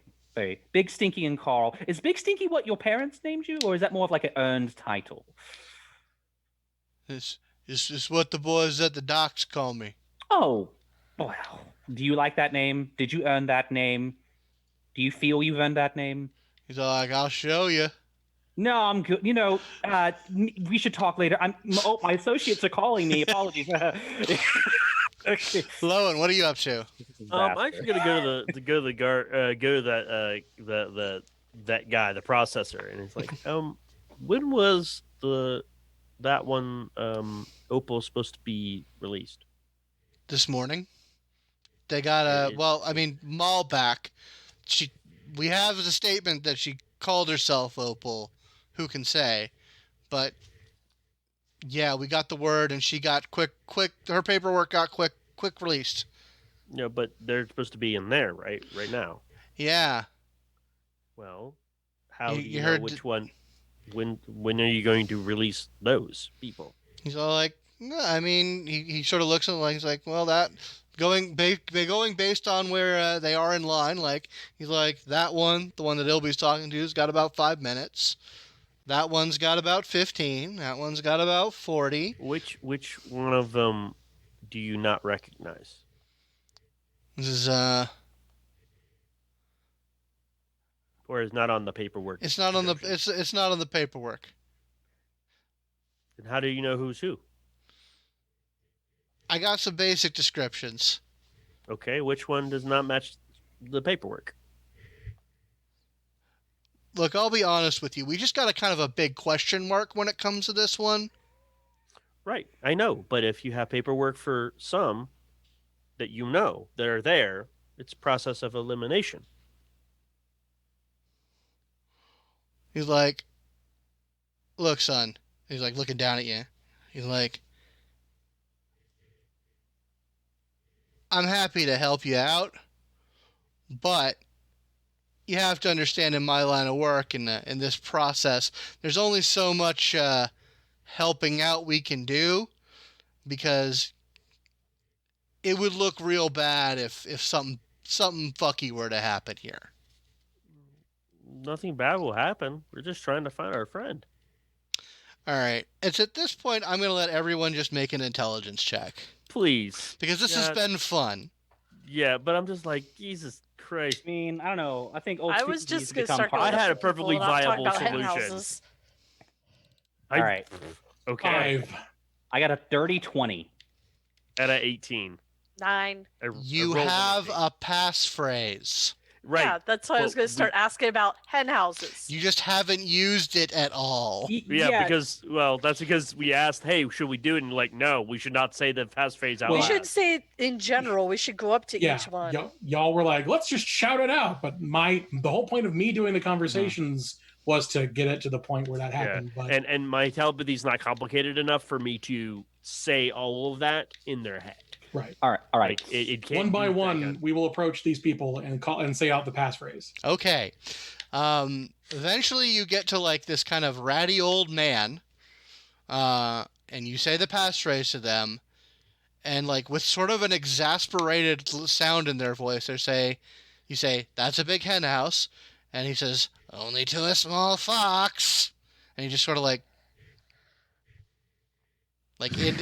indicates. Mm-hmm. He's just about to get out the gate, and then he.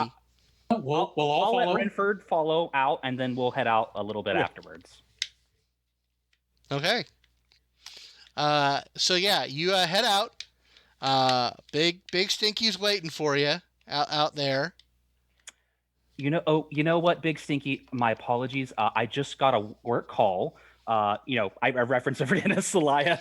I'm like, got a work call, and then show the stone. Got a work call, so we have to get running. What part of town do you live? We could catch up sometime. What part of town is your brother in? He's all like, "Oh, I'm down by Rat Street." Rat Street. Oh, is that corner of Rat Street and Rat Street, and Gutter Isle. Gutter Isle. That's lovely phrases. Yes. Okay. Big Stinky. Well, got some business work to do. Look forward to meet you again some point. Yeah. So you guys. You going on a date? No. Oh. I say quietly as we're walking away. No. So yeah. So you eventually you see that person gets out of the processing line. They kind of head across the street and sort of duck into an alley. No, I am literally following right Okay, they let you follow right behind. Yep. All right. And then after he has a moment, we'll all just casually head that one direction too. Okay. Just so we don't go like we have to walk casual. following Yeah, the same. we'll stagger it. We'll stagger it, yeah. Like, as soon as we get into the alley, I'm just going to be like, it's safe to move the cargo along the Platinum Road. Ah, that was painful. Yeah, well, you should have trusted people you didn't know more. I don't fucking know. God, I hate this I was kind of in your crap. head. You could have said something in my head, and then I would have. Oh, okay, that's the person. She just sort of blinks at you for. It's okay. It's okay. You're Right. welcome for getting you out of jail. Thank you. All right. I'm. So it was y'all that took care of that. Yes. Yep. Yes. Yeah. Good. Found the real Okay. one. All right. Well then, I have a little bit of information that I can give you. Okay. So the treasure that Mr. D wants out, I put it in a book. It is a layperson's book of common knowledge, and I stashed it in the Hall of Knowledge, down in the vaults. Oh, so we're Okay. supposed to move it. She's like, I'm done. You guys know where it is. I'm getting the fuck out of this city. That's Okay. fair. That's I'm fair. sorry. No. One of Good luck. one of your craft being outed like that, I understand. Yeah, no, I gotta go halfway across the continent before I can start doing some shit. Do you need stuff? We've got some spare gear. She's like, I travel light. Have fun. All right. Yep. Be safe, and I love your name, by the way. I just want to let you know that. Oh my god, shut It's up. a great name. I like the name. Oh, Hey everyone, I hate to Okay. interrupt, but I just kind of want to go get the thing and then go do the other thing and then go home. okay, buddy. We can. All right. And She's then we like, can get ice cream. all right, well, 2 scoops. best of luck to you. You I too? By the way, look, I get it. You don't want anything to do with this, but if you ever hear the name Reliquary and you need help or want to make a business arrangement, talk to us. she's Okay. like, I'll keep my ears open. Okay. Bye bye. All Good right. luck.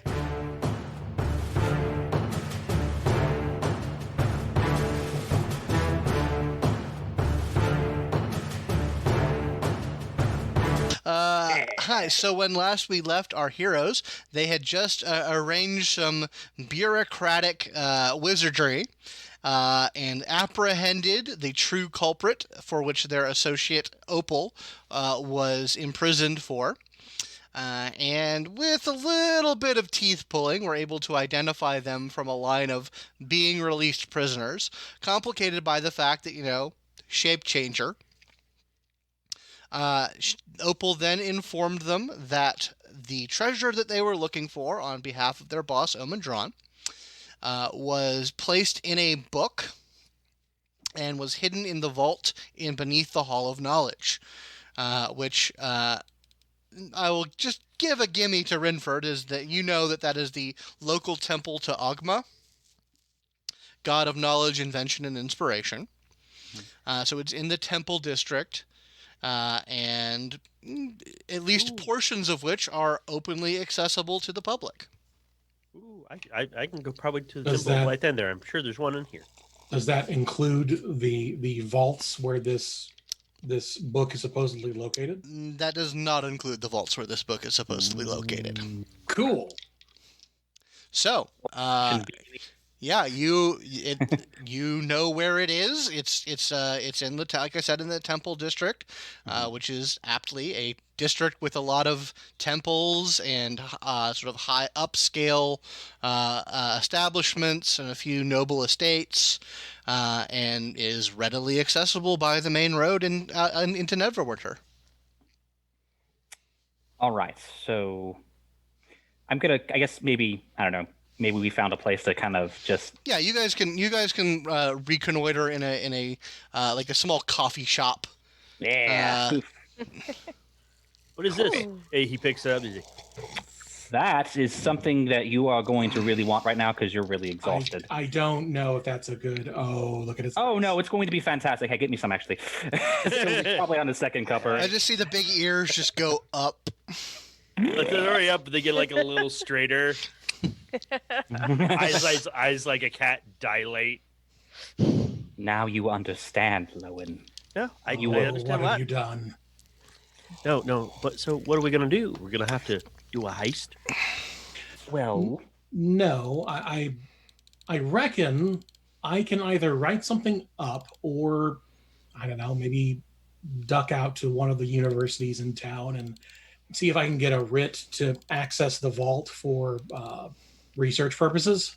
Oh, that's true. I mean, yeah. While we're here, I'd like to go see if there's a Temple of Lighthander. Say hello. Reach out. Maybe they can help us if we need it. The possibility they could help us is non-zero, but I do.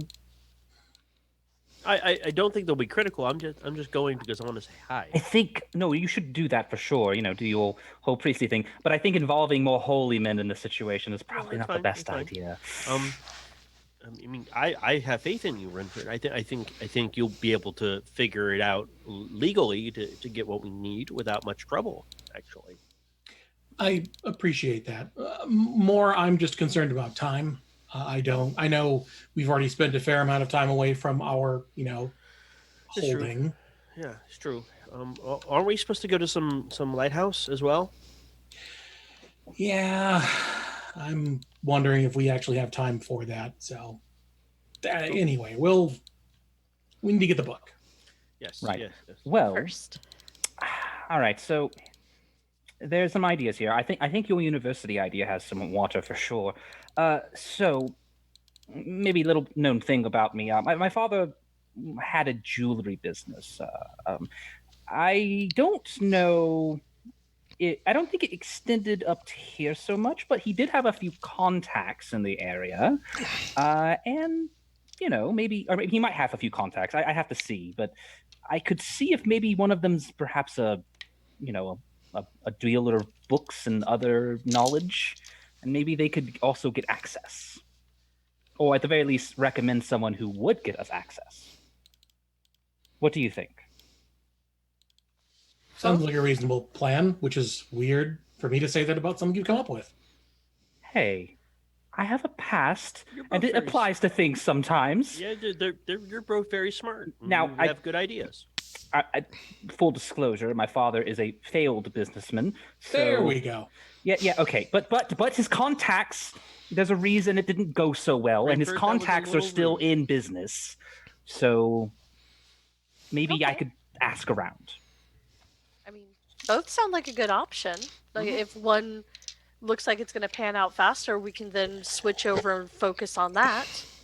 Yeah, Scott, I'd like to try to use my background. Okay. A failed merchant. All right. So you know a couple of people in the names of a couple of people in Neverwinter, that you can try and get in contact with. They're both in the Black Lake district. So you'd have to go that way. The university is also in the Black Lake District if you wanted to make your way there. There is a small temple to the Lathander here. It's more of a shrine, really. Of course, the biggest temple to Lathander is in Waterdeep. The Spires of the Morning. That's sort of the main temple of that faith. Yep. So yeah, and there is so yeah, you can definitely pursue all those options. Okay. Okay. Yeah. I mean, I'll try to see if any of those contacts have, deal with rare knowledge or books. Okay. And binded things. Yeah. So one of the contacts you think probably the best would be he's actually he's an art historian. Huh? He's sort of an art dealer, art historian. He does some restoration of tapestries and paintings. You think that's probably the closest to that overlap that you can get. And he has a small sort of gallery and workspace in the Black Lake District. Okay. His name is Lintha Detron. Yes, Lintha Detron, art historian, actually. Come to think of it, he does have over in the Black Lake District, which I imagine is is it the Merchant District, perhaps? Yeah, it's sort of the merchant, middle class kind of commerce area of town. Mm-hmm. A bit of an art historian, I know. I could reach out to him and see if he might know some contacts to get us in the vault. What do you think? What do you all think? You're muted. Oh. No. It was Nigel who's muted. Nigel. Oh, okay. Sounds like a plan. Sorry, I have to put focus on the right window. Weird. Fair enough. Well, if you wouldn't mind, I guess I'll go. We'll head out that way. Rynford, do you want to go down your path as well? Maybe we can meet in the middle. No, we'll try yours first. Sure. Okay. So you all going to the Black Lake District, or are you heading over to the Shrine of Lathander? I can just go to the shrine. You all three could go there. I feel safe. I'm gonna go with Lowin then. I don't want any of us to be separated. Oh, okay. Okay. That's fine. I'll go with Obi. Maybe Team Shorty. Shorties and Talbies. Maybe you can help me figure out this stupid. She's still fussing with the stone. Okay, so I don't know how it's keyed for you, but I try to go over the very simple idea of how things work. I don't know. Maybe it's different. Have you unattuned to it and then reattuned to it? Yeah, I know. We totally just tried unattuning and reattuning to it. All right. Sorry. I've already done that. Why does everyone see like I'm an idiot? So, Rynford and Lowin. You are able to make it to the Shrine of Lathander. It is one of paradoxically the smallest and tallest buildings in this district. It is, maybe it looks like it might be about 500 square feet around, but it's about 10 stories high. It's just basically a tower. Yeah, it's basically a tower. This has been sort of reappropriated, and it's got wide open doors, and it seems to there seems to be this sort of big open space in the center with a staircase kind of spiraling up, and there are sort of little nooks and little curtained off alcoves that go around the side of the tower. I'm kind of envisioning one of the main towers in Dragon Age Inquisition. Like that one that had the staircase that go around it, but it has some that and some frescoes on the side that sort of depict some allegorical stories of Lathander and his many journeys. Yeah, and from night to dawn. but the main shrine is at the top of the tower. In sort of this open air. There's a couple of awnings set up that can be like retracted for if it rains or something. But the main like altar and shrine and where all the services are held are all on this sort of open parapet that is on this sort of clear crystal glass floor, so that the light can shine down into the temple, into the shrine, but while still having enough room for holding services and whatnot. When he goes in at the basin, I'm going to say that there's like this actually large like brass bowl with holy water in it that they use, and he anoints himself, and then he goes, Rynford, just a moment, and he like reaches up, grabs a little bit of it, and then like anoints you with it. This is for some cleansing. Okay, sure, fine. And then I start walking up, and then I kind of, as I go up, I start like making some minor comments about some of the frescoes and sort of the alcoves of like, oh, this is to the High Saint, Dawnbringer, Lightbringer. Sort of going through some of the sort of the nomenclature that they go through, which is like High Lord, High Morning Lord, is one of the highest ranks, that kind of stuff. And then we get to the top. Yeah, and the last fresco that you get is actually that you pass is it appears to be a newer one. It depicts this sort of gold-plated, golden-haired woman just sort of like floating up into the sky.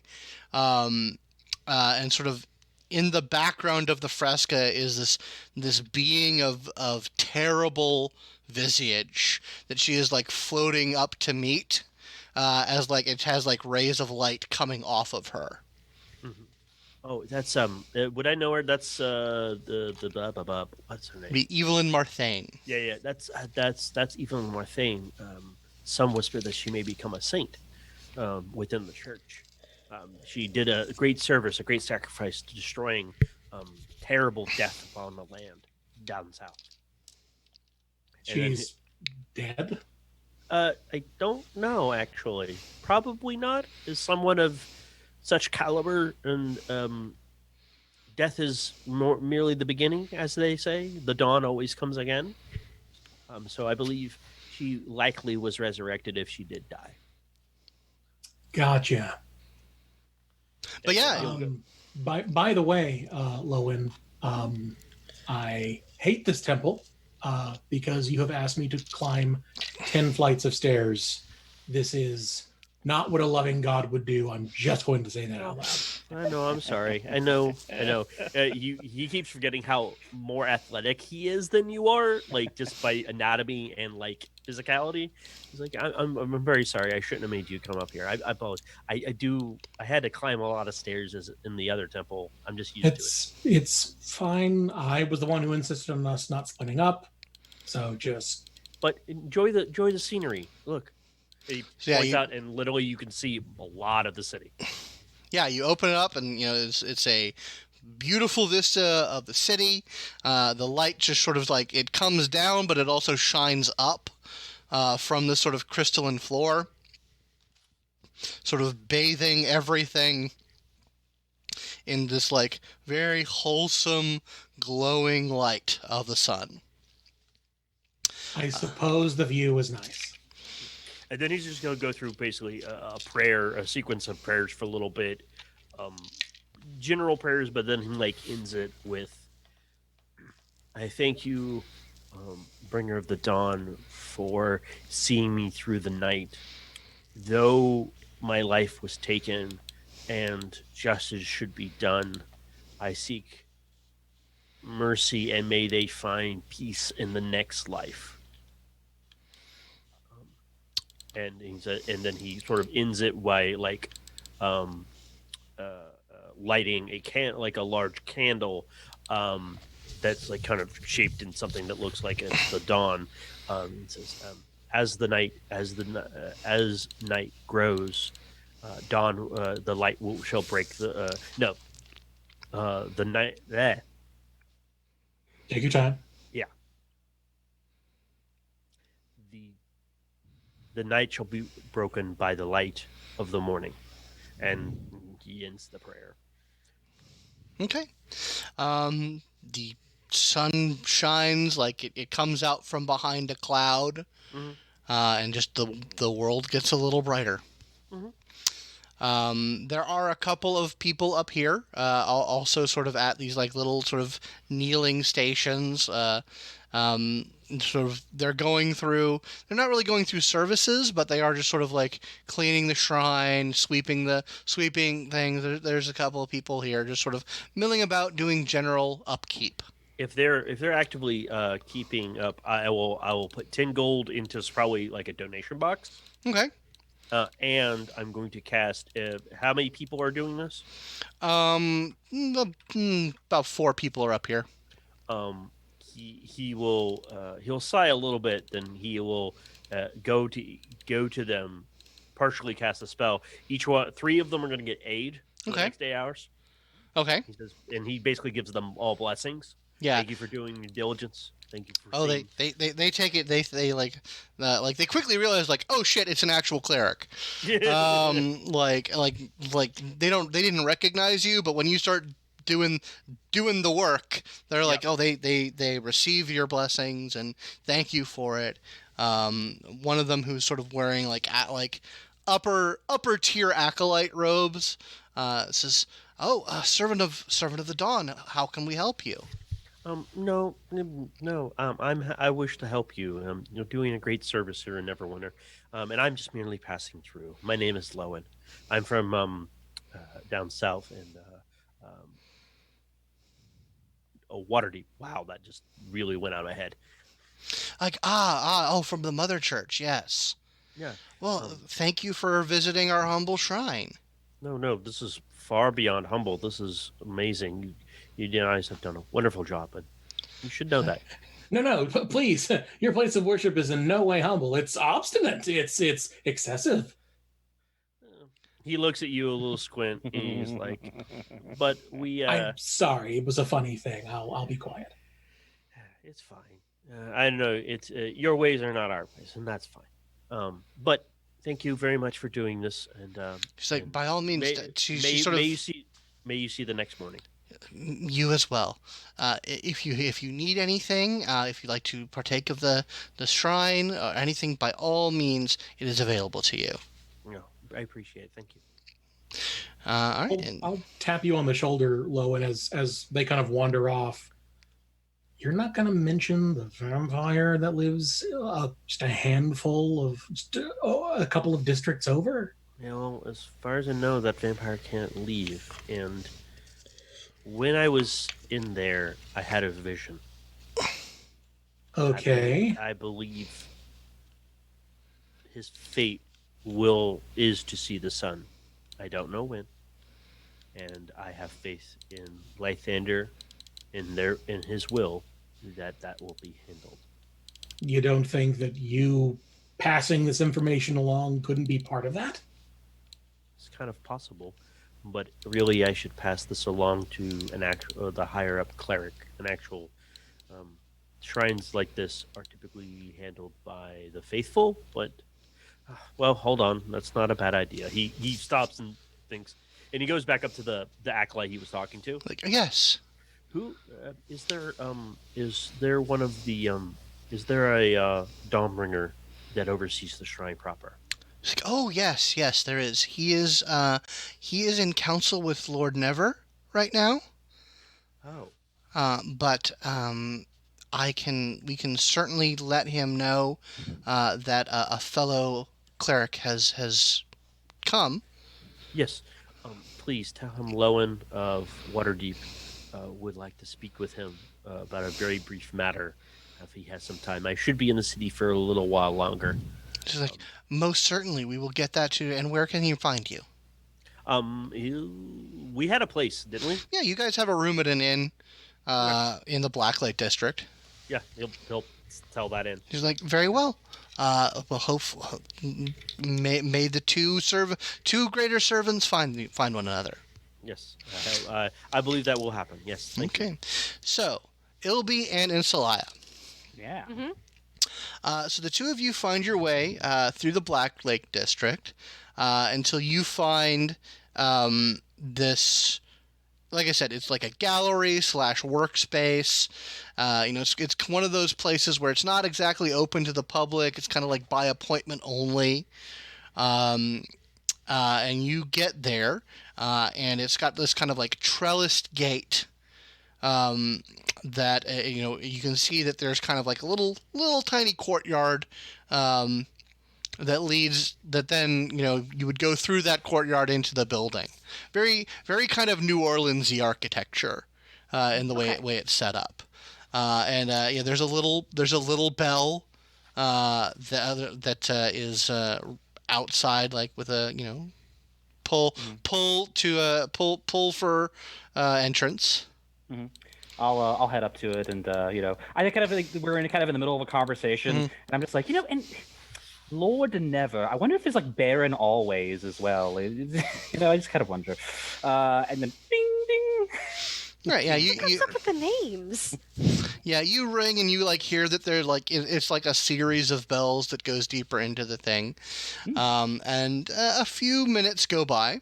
Dramatic. And then you hear like the sound of a door opening inside the courtyard, and this very slight framed, very wispy haired elven woman comes out, and she just sort of like floats her way to the door, and she's like, "How may I help you?"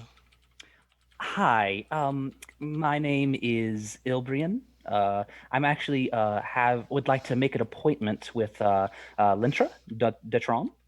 Do you know if he's available at the moment? He is not available right now. The muse has taken him. Oh, right. Yes, my father told me about that. Is he in the middle of something very important? Oh, the process of creation is the most important of things, yes. Oh, well. He says, but I can take your name. Right. If it's possible, maybe you could have him make an appointment with, come to the branded mare, Ilbreyan Jenkins. Ilbreyan... Jenkins Jewelry, maybe? Jewelcraft? That might ring a bell for him. She says, I will go tell him that. Would you like to wait? Of course. I appreciate it as well. Thank you. Yeah, and she just sort of float wisps her way back through the courtyard. Is that an elven thing? You don't do that. No, I don't. Well, I'm half elven, first of all, but no, that's not an elven thing. I've never seen that before. As a starkly distinct race yourself, I'm surprised. Think about how many assumptions people make of you. I know. Well, it's kind of nice to be able to do it back. I don't know if two racisms make a right there. I don't think it works like that. A few minutes later, the woman returns, and she says, Mr. Jenkins. Yes. Mr. Detron will see you. Oh, thank you. And do you mind if my associate comes along as well? She's a business partner. She says, yes, but we don't bring... She, like, looks at your sword on your hip, and she's like, we don't bring tools of destructions into this creative place. Okay. I kind of looked at you. Is there a place to hang it? She's like, yes, we have a rack. It's going to be fine. She just kind of gives... Just putting it down. She just gives Ilby the side eye as she takes off her sword belt and hangs it. Artists, okay? You have to... I'm saying this quietly. Artists, you just gotta do the thing, okay? We have a process. Mm-hmm. Her tail is like swishing a little agitatedly, but she goes up. I like how you treat your qualities like you're a cat. You're just an angry cat. Yeah. So, you are led into the courtyard, up into the sort of upper studio space, where you see kind of like stretched and laid out on the ground, is a fairly large canvas. It's kind of at an angle. It has some very abstract spaces on it. Abstract shapes of different colors on it. And the woman says, "He'll be with you soon." Thank you very much. I'll kind of absentmindedly kind of look around and, take in the sights a little. It looks like everything that, this sort of trust fund upscale, I'm going to be an artist, I'm going to spend all my daddy's money on it's not a phase, Mom. Yeah, on buying an art career. Gotcha. Would look like. Am I coming away with the idea that maybe this art isn't all as inspired as somebody who's really doing the life? Maybe. I mean, there is certainly it is very abstract. So it's one of those things of you'd have to be a connoisseur of a scene to really know whether this is on the bleeding edge or it's just, fucking around. But they're not going to be hurting if nobody buys it. Mm-hmm. Right. I kind of looked at Inisalia. I was like, so one of the keys to art, not that I'm an artist myself, but, jewelry, it has some, connections. One of the keys is to make the things you make as mysterious as possible, because then people can't explain it and they can fill in their own meaning, as dumb as it may be. Oh, I get really good it. tactic. Very important thing to learn in business. Let people make their own choices if you can. Roll perception, please. Sure. That's both of us are just both of you, yeah. 18. 17. Okay, so in the middle of your conversation, both of your eyes catch up as you see something from an upper balcony start to tumble down towards the ground. Like a vase or something? Can we tell? Yeah, it looks like some sort of glass bottle. Just run over to try and catch it. Okay. Probably expensive. Give me an acrobatics check. Yay. Yeah, I think you're probably good at. 13? Yeah, you are able to grab it before it goes in, and it looks like it's a very thin glass bottle that has like a greenish liquid slashing around. And then from up above, you just hear... What? Got it! I look up. And you look up, and you see this lithe, short-furred tabaxi man in kind of a smock, who's like, "How dare you interrupt my creative process?" And he goes over to another bottle, maintains eye contact, and pushes it off onto the canvas. And this is the best thing ever. She gets out of the way. Right. It shatters onto the canvas, splashing this orange pigment onto it. And then he just sort of hops down a couple of times off of it and says, "I would have to make do." And then he takes a brush and starts dabbing things away, removing things from the thing. Things away. Yeah. Right. Sorry. I'm so sorry for that. I thought it was something important that accidentally fell. I had no intention of ruining your beautiful artwork. Here, hopefully you can recreate what your vision is. He says, "Perhaps."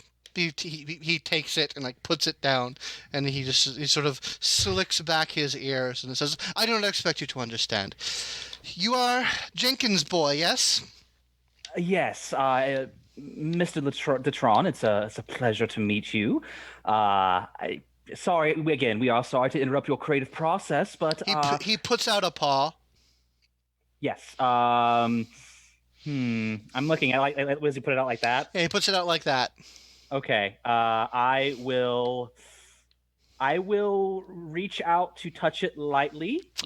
he sort of wraps it around your hand. You feel the barest pinprick of his claws, and he Firm says, handshake. "Yes." And then he sort of blithely detracts it, and he says, he sort of looks Inisalia up and down, like, "You know, for all of your family's foibles, I did not think that you would associate with someone so unartistic." Oh, look, you understand business, you have associates. Sometimes those associates aren't of the same business. That's okay. They're helpful in other ways, right? So, anyways, I don't suppose you have a moment to talk about business, perhaps? Once your creativity has taken flight, of course. He says, he looks at what he's done. He says, like, I can do nothing right now. I suppose we must come to, if I am to speak in the mundane, I can abandon the creative process for the time being. That's very gracious of you, Mr. Detrode. So, I imagine you've heard things about my father's business. Yes. Such a sad thing. Are you here to take care of What? Take care of? We kind of wait for the. This is the outstanding account. The outstanding account.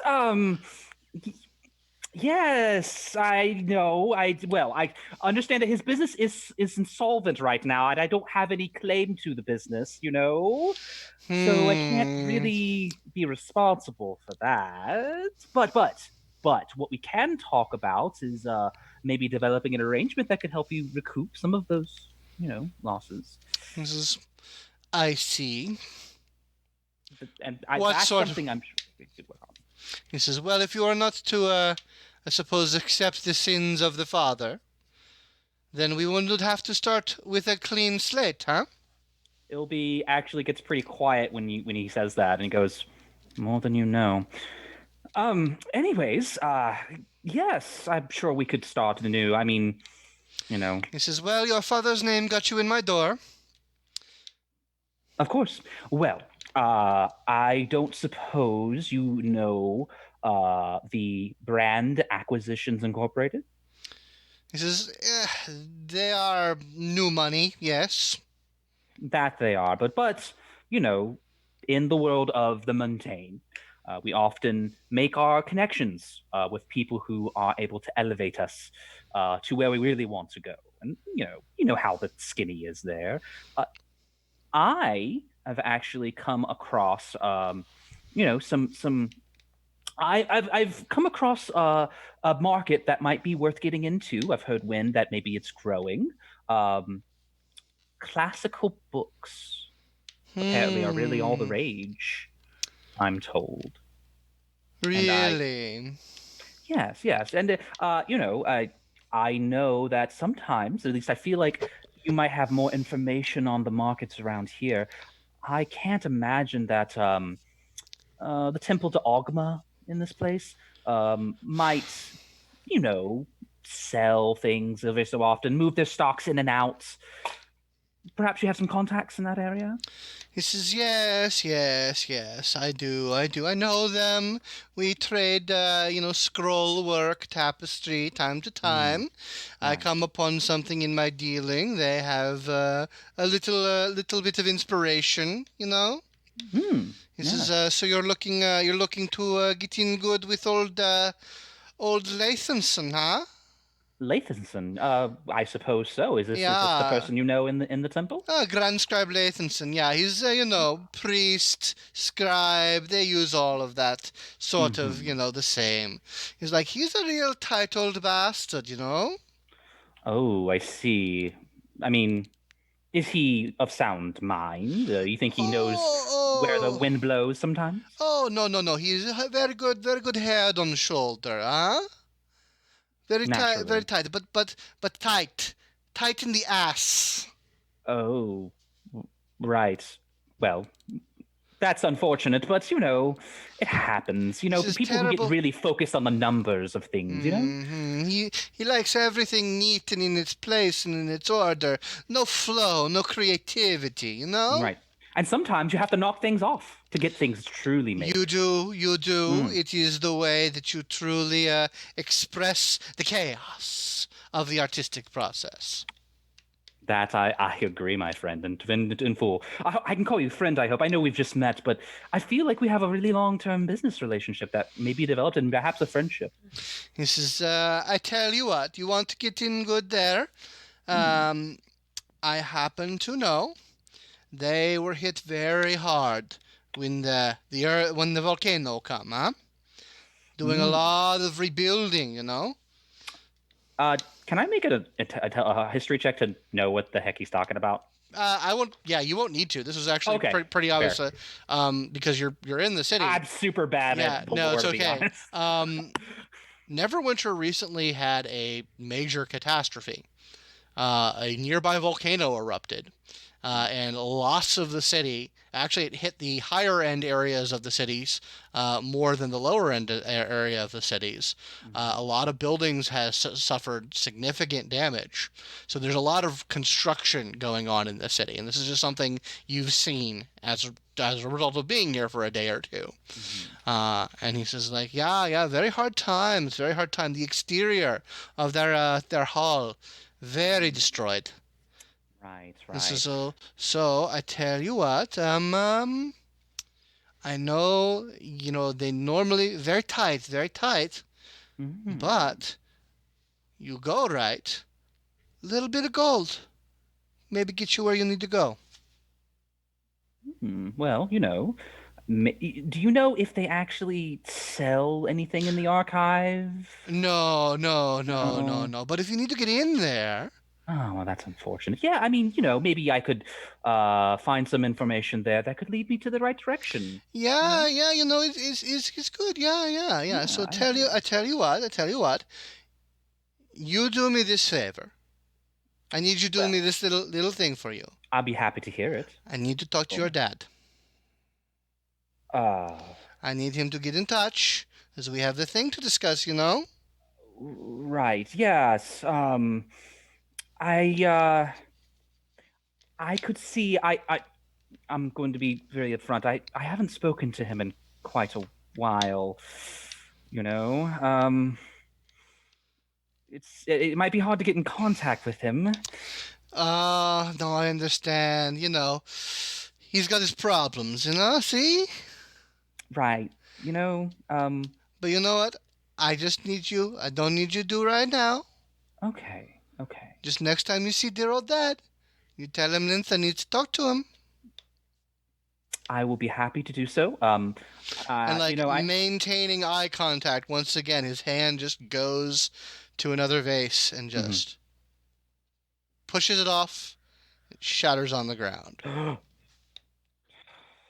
Your process. My Who could process. ever make it truthfully? But I tell you what, you do this, you give me your word about this little bee, and I will get you meeting with the Grand Scribe, and you can come to whatever arrangement you need. Yes. I think we can do that. No problem. And I will hold out my hand as well, in the same manner he did. Yeah, he'll once again take it. He doesn't give you the claws this time, but he does hold it for a good long while, and then he releases it. And may this allow more of your genius to spread throughout the art world. He's like, your dad owes me a lot of fucking money, Yes, I'm sure he does. He's really bad at what he did, to be honest. But I appreciate you letting me in the door anyway. I promise you, the apple falls very far from the tree. Let's hope. Of course. All right. Well, I don't want to interrupt your thing anymore. He's like, yeah. You tell Lily. You tell Lily you need to get in touch with the Grand Scribe. She'll set it up for you, huh? Absolutely. All right. Well, Mr. Detrone, Lintha? Can I call you Lintha? Yeah, let's say Linta, huh? Lintha. Well, Mr. Lintha, it's a pleasure. And I'd really like to see what becomes of this when you're done. You know. He's like, we'll see. It might be ruined. Again, I'm very, very sorry about that. Do you have any? This work seems to be very, very abstract. It's thought provoking, but did you also have any interest in doing commercial art? He says, no. Okay. That has no soul. It's like apologies. She's I'm so sorry. More of the I am no graphic designer. Yes, it's a miscommunication, I assure you. We'll go ahead and talk to Lily now, and Yeah. Think of it this way: maybe her interruption was. He starts to wash himself. Really fine to find the next true breakthrough. That's what I think. He's really getting in there. Okay, we're gonna just leave him to it. All right, it's okay. Like I said, artists. All right. Kind of artist? So eventually the four of you are able to sort of reconnoiter back at that coffee shop after having taken care of your side trips. And yeah. Okay. Well, I hope that you'll... actually, kind of. In that I will have to reach out to... Well, okay, it went good in that we have information we can work with. I also have to reach out to my father, which is something... Well, that sounds wonderful. It's complicated. Anyways. Oh? Well, I'm sorry. My father's business went under some time back. And it's, you still have contacts with that sort of thing, but apparently he made a lot of bad deals and never paid them up. And that's very sad. I wonder what having a father is like. Well, it varies. Your mileage may certainly vary there, I'll tell you that. Oh, well, if we can help, just ask. It's fine. I will have to just... I'll burn that bridge when we get there. But... How would you burn the bridge? It's a phrase, and it's also a negative way to say the phrase, too. So we have the Grand Scribe Lathason. I've made an appointment that we could talk to him. Apparently, and I guess this is true of a lot of Neverwinter, money's really important to people. So much that they might be willing to operate in ways that they usually wouldn't. Say, for example, let non-believers into certain archived sections, vaults, for the right amount of, donations. Yeah. Oh, is that how we lubricate his stick up his ass? Perhaps, Does it stick up his ass? Whoa. Okay. There's a lot to unpack there. I know. Not it. That's another phrase, right? How long have you been hope so. alive? Lowin? Best guess, roughly 3 years. Nope. Well, it's weird. I was probably alive before then, but I have zero memory of that. But That's complicated. my understanding as who I am now, 3 years. Gotcha. I think we've already started to have the talk, but we might need to have more of the talk. You do know I studied anatomy and other aspects of surface life, right? Anyways, it was sarcasm. He doesn't have a stick up his ass. He's just a jerk. Oh, it's a phrase. He's a I got jerk. it. Yes, Yeah. I understand. Yeah. So we can just move on from anything that implies. All right. So that's what we learned. Hopefully your visit to the temple was nice. I hear it's fair. I mean, quite pleasant. actually, can we see it from here? Actually, Scott. Yeah, I know you can. Well, it's a couple blocks away, but you can see it's a pretty low building. Okay. Like it's like it's only like 2 stories above ground. I got you. I thought maybe the shrine was really tall. No. I mean the shrine to Lathander was, but That's what I meant. No, I know you can see that. Yeah, it's pretty towering. Yeah. I mean, It sounds. was very nice. Thanks believe to you. Rynford's reminding me, I'm probably going to have a meeting with the High Morning Lord of the Neverwinter, and discuss our vampire problem. Oh. Ooh, that's complicated. You might be sending people to the slaughter down there. He was a terrifying individual. I'm going to trust in his wisdom to deal with it. I'm not saying he has to. He may not do anything. I don't know. Merely getting his guidance and informing him of the issue and doing the right thing, I think. Yeah. And I just want to say, I think that maybe as a group we should all agree to never go anywhere near that ever again. That would be great. Just I don't really think I'll need to. no profit there. A lot of Until high chance of maybe. death, actual death. Speaking of profit, Sometime in the since we're all future, here far together, future. and this they call it espresso. It's very good. Well, Didn't we get lots of gems and stuff when we were down there? Oh, yes, we did. Mm-hmm. Oh, that's right. Oh, fuck. Give me a second. Will I pull up the amount of crap we got? Oh yeah. Yeah. Oh god, 12,600 GP worth of gems, rubies, emeralds, and diamonds. Yes, we did. Yes. That's Yes, a lot we of money did. to walk around with. Also, you said something about the sword, the rapier. Oh. Right. Yes, Rynford, this is probably more your style. I take it out. It's still wrapped up. I felt a little odd touching it, so maybe take care, but kind of delicately puts it in front of you. Maybe you can suss it out. I will perform the identify ritual. Okay. Ooh. Yeah. It takes an hour of your time. Hour and 10 minutes. Yeah.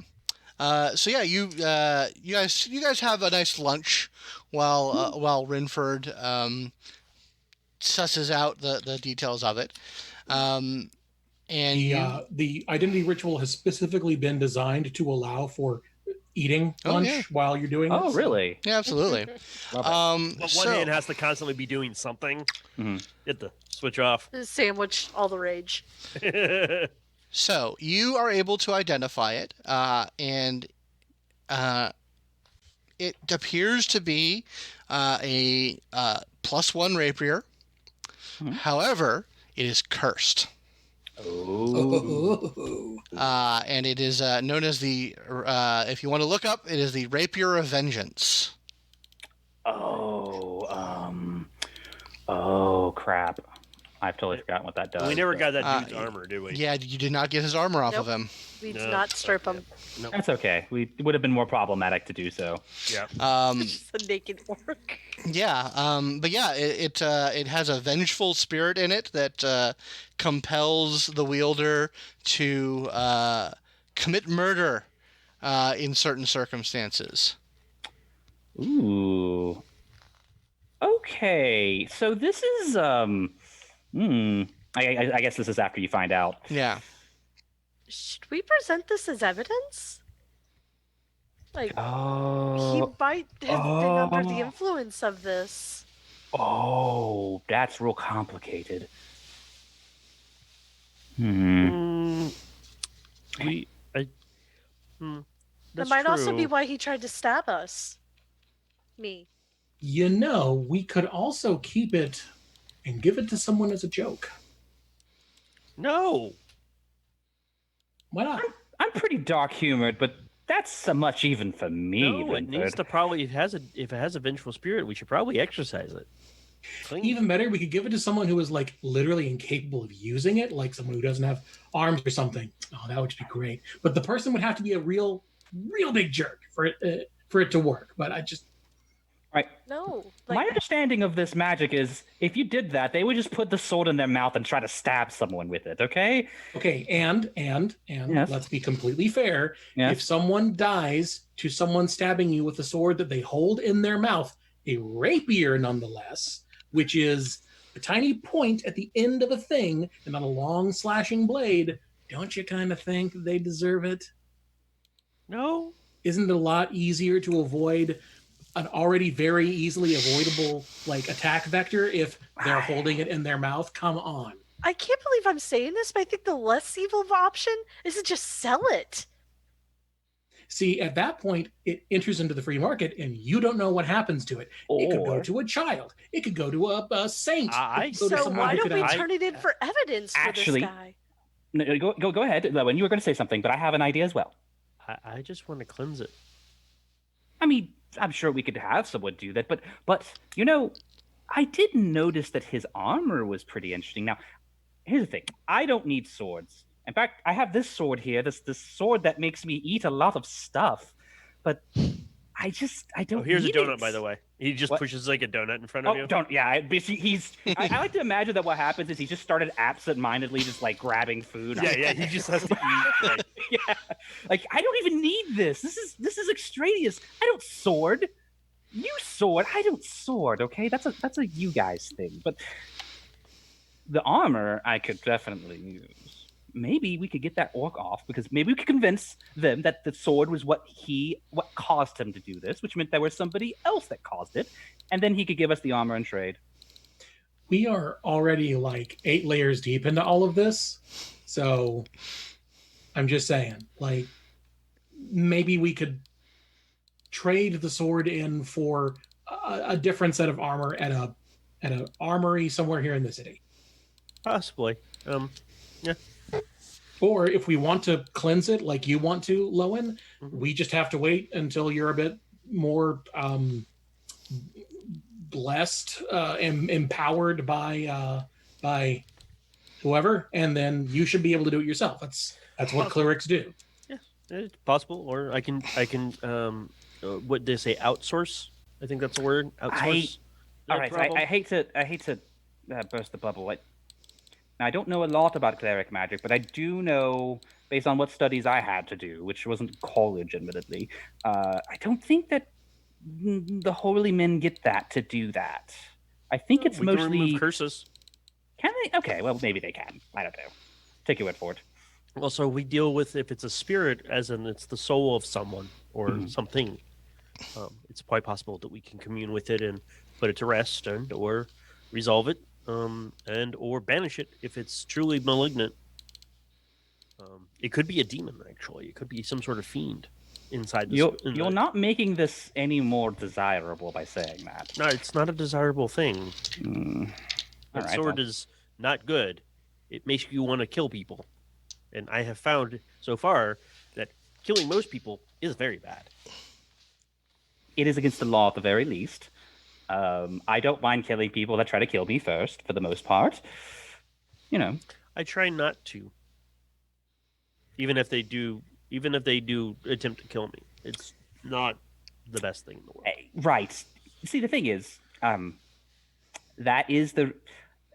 it's complicated. You're right. We should just have someone fix it for us, and then we can have a very magical sword thing that one of you can stab people with, I guess. You can just turn it in. Like I said, it's apparently cursed, so it might be more responsible for the actions than him. I'm not against that idea either. And it's originally his, as far as we know. That's fair. All right, I seems like we need to turn it in at some point. That can be a later thing. Maybe when this is all done. I don't know.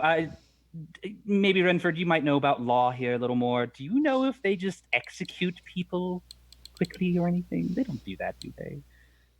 If the punishment had been execution, then Opal probably would have been executed. Right. That's true. So, anyways, we probably have time on that. Do we know when this meeting is supposed to happen? It's yes, later this afternoon.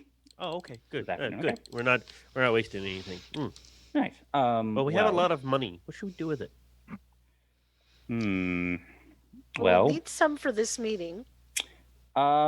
Scott, do we know if the offices have storage lockers for us or something? The bag. They do. Normally that gets taken care of through the Hordes person functionality.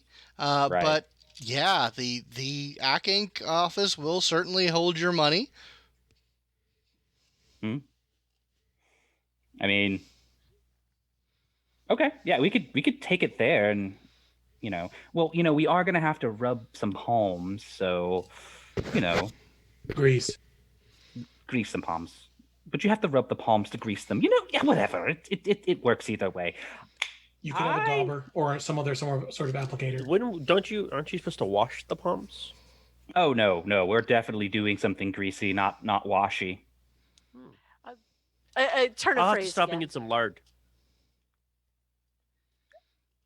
You know what? I'm going to let him do that. I say to everyone as he's walking away, I'm going to let him do that.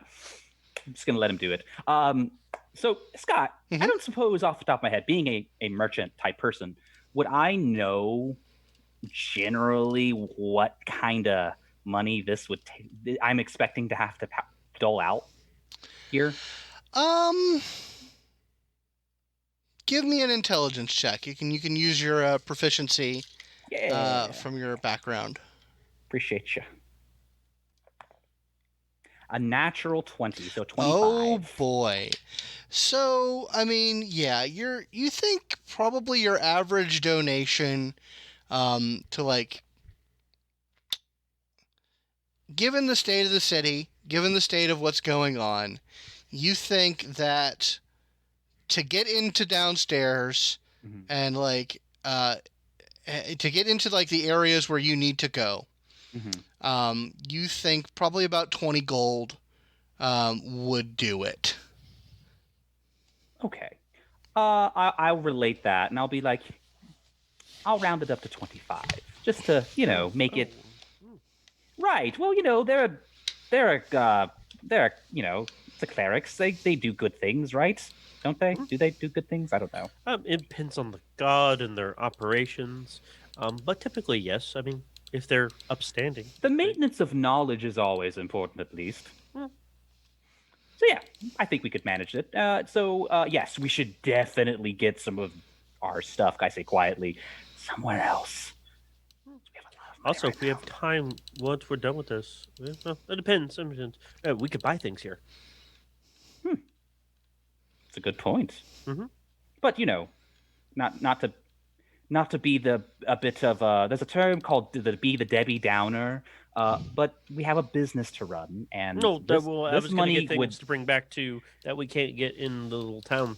Yeah, this money will definitely be some good capital. Like this is basically starting capital at this point. It's fantastic, actually. I'm very excited, actually. I can already see. I can actually. Now we could get another shrine, similar to the one here. It's pretty nice. Oh. I guess. We should probably have a meeting about that at some point. Maybe consider other business initiatives, perhaps. No, that's fine. Yeah. All right. So, I think I will just kind of very generally get myself ready. Like maybe if there's like a wash. Sure. A wash place. Yeah, there's a bathhouse nearby that you can get yourself. A wash place. Where the washing happens. It's a human laundromat. All right, yeah. A laundromat, yeah. And then, get myself more or less cleaned up, though, I take a little moment and probably get some, like, I have makeup, and I probably hide the bags that I always have under my eyes. Now they're just, like, regular ones as opposed to, like, the deep, dark circles that they actually are. Is anyone going to this, or is it just a one-on-one you and this other person? Well, no, when I meet him, perhaps it should be that, but we're all going to go to the archive, I think.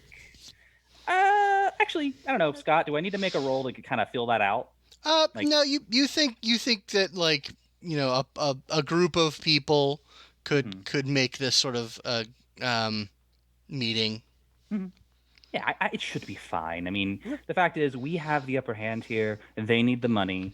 We're happy to provide it, and we'll just handle it ourselves. It'll be great. Yeah. And I'll get cleaned up too, and all right, because we were down in the muck for a while. All right, we'll be all gussied up and pretty. Down in the mucky muck. It's like a job interview. Yeah, you guys are able to, like, get your clothes washed, get yourselves washed, get gussied up. It takes a little bit. You're kind of running the knife's edge as far as when your meeting is, but you're eventually able to show up. And like I said, this it's a low building, but very old. Like its architecture is very old, very sturdy. It's sort of modeled on the Greek style of temples. A lot of columns on the outside. It looks very sturdy, except for the fact that like most of the roof is caved in. And there's a lot of exterior damage. Like it's like pocked by where like flaming rocks hit it. But like the main entrance has like a scaffolding around it, like holding up some of the sort of this cracked plinth above it. But the doors are open and you are able to head on in. All right. I guess we'll lead the way. Very nice. I'll go to what stands for either a working cleric or if there's like a desk person. Yeah, there is a acolyte standing at an essentially like it's basically like a librarian's desk. The walls of this place are lined with books and scrolls.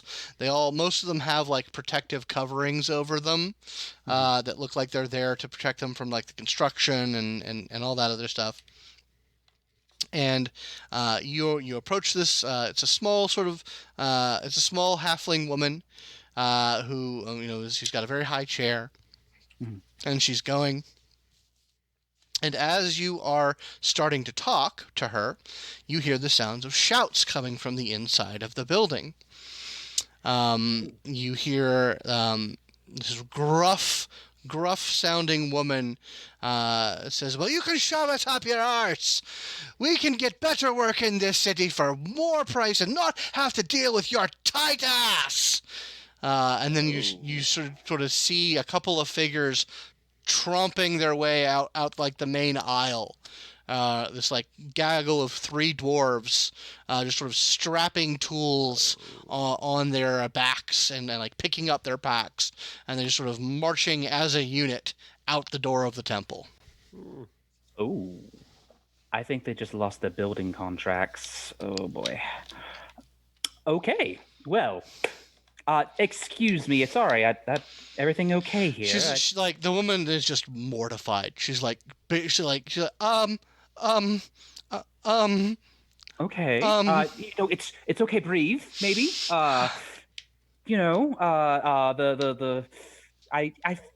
Tell us all about it. Come on, we can.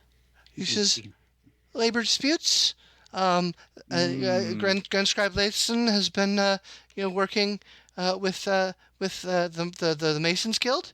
I'm sorry you had to see that. I really don't know what I can do or say about any of that. How can I help you? Well, we're here to find a book. Oh, well, all the books on this level are open for anyone to read. Yeah, absolutely. We'll take a look at that.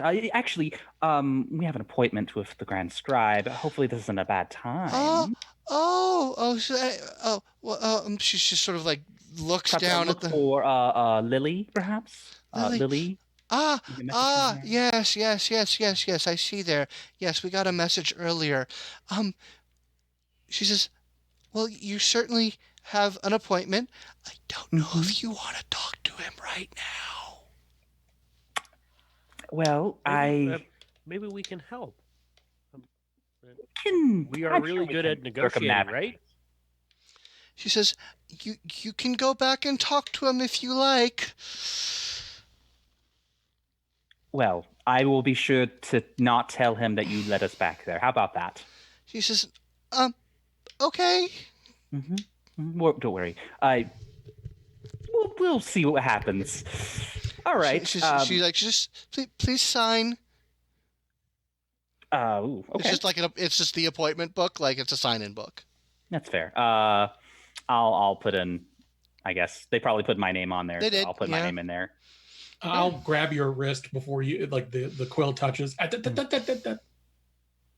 Look over it. Make sure that it's all on the up and up. Yeah, it's just an appointment book.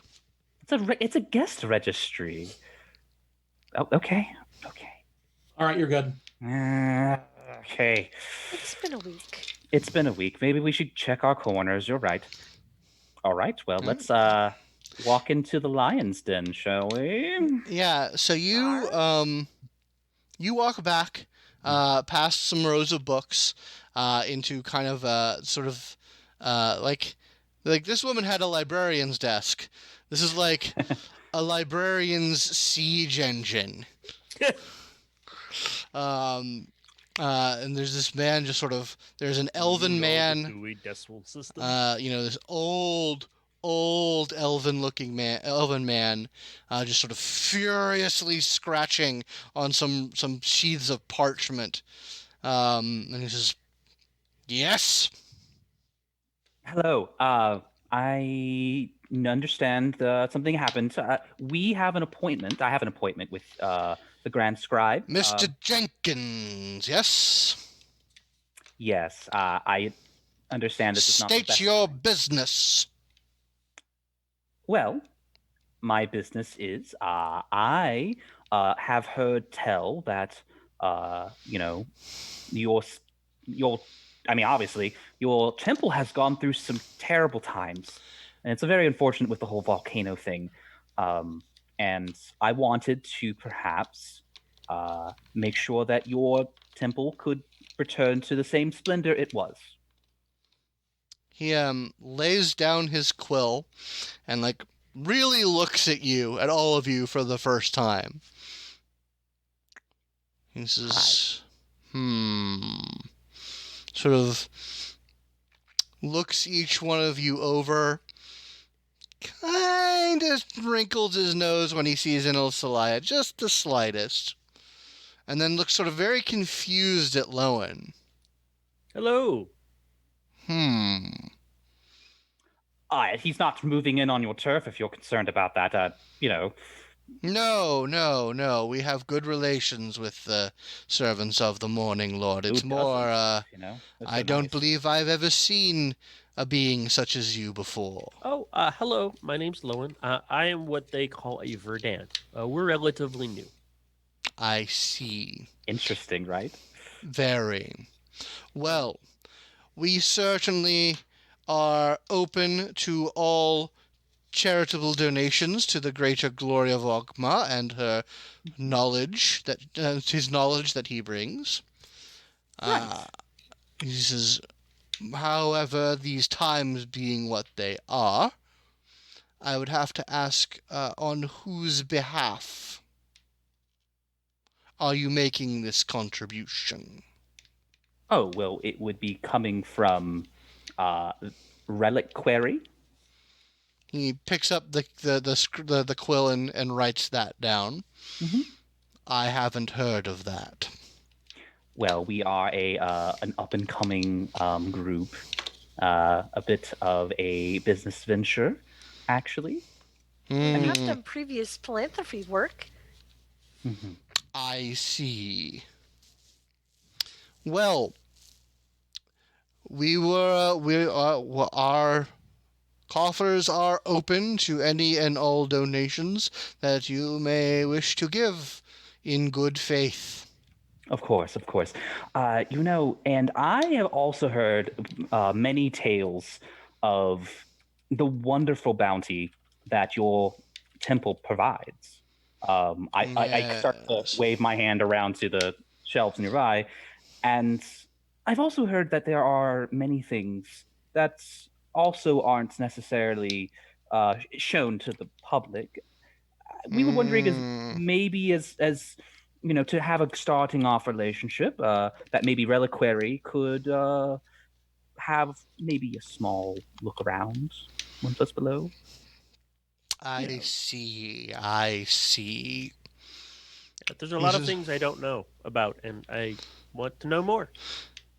Well, the knowledge of Ogma is all around you, my boy.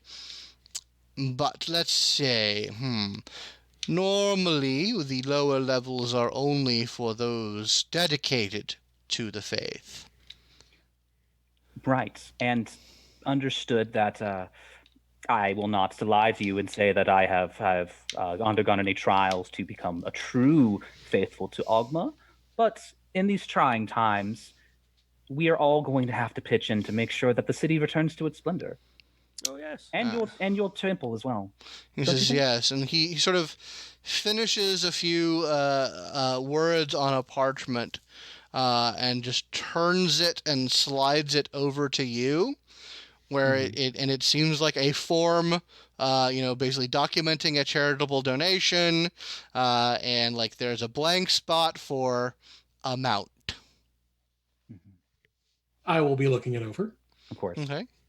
You give it a quick once over. It seems to be pretty vaguely written in terms of any sort of quid pro quo. It's more like, here's a thing for your taxes. But there is tax write-offs. There is definitely some, verbiage about, the mutual friendship between donor and church, where it's one of those things where they don't like to put in writing that they're receiving a payoff or something, but it's in there. Right. Of course. Is it worded in such a way that I would feel our ability to access the vaults would be in jeopardy if we were to complete the transaction? You don't think so. You think that this probably opens a great deal of doors. There's nothing in it that explicitly says you get to go into the vaults. Sure. It talks about more like the services of the temple. Are You're more, on the good graces you're on the good graces of. It definitely seems like it opens a lot of doors, but it doesn't necessarily open the vault doors. Right. Ogma is lawful neutral? Okay. God of knowledge, right? Yeah. Bureaucracy. Lawful neutral is always bureaucracy when I think of it. Yeah, but actually, Monitor is actually the god of paperwork. Oh, okay. That's a new thing. That's a newer thing in 5th edition. Interesting. I kind of casually give a look over to Rynford to make sure our Documancer feels it is up to date, up to snuff. It seems like a pretty bog standard donation form. I don't see any problems vis-a-vis our franchise when it comes to the donation itself. How much were we giving again? Oh, well, I'm just looking it over and all, and we'll discuss. But okay. Did you have anything else to say, Rynford? Yes, there is the matter of our access to the vaults. Now, I understand, sir, that such things being in writing is perhaps not the most eloquent or pertinent thing, but I would like to see some sort of guarantee, even a simple handshake between you and any member of this team, to ensure that we would have access to the vaults once an adequate donation, in accordance with your wishes, has been tendered. Give me a persuasion roll, please. Okay. May I assist him? Sure. Okay. I may not have proficiency. Let me check. You don't have proficiency in persuasion, I don't think. Maybe you do. I don't know. Let me check.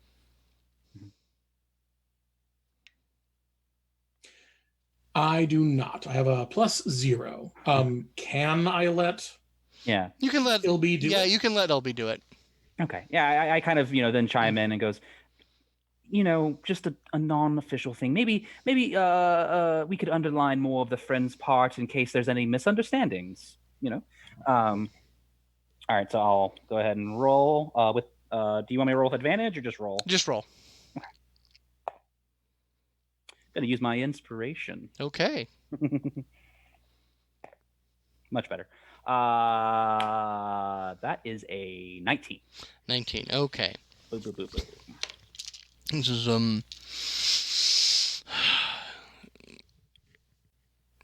is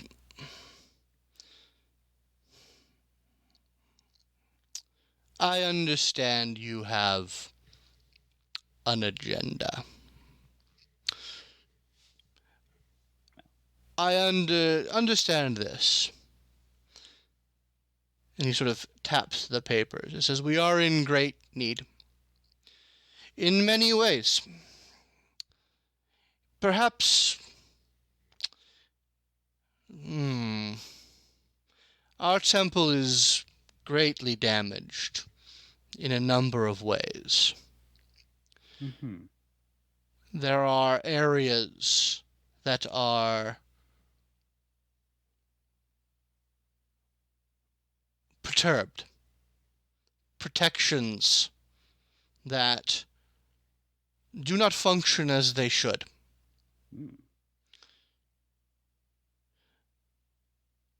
We would require the services of what are colloquially known as stalwart adventurers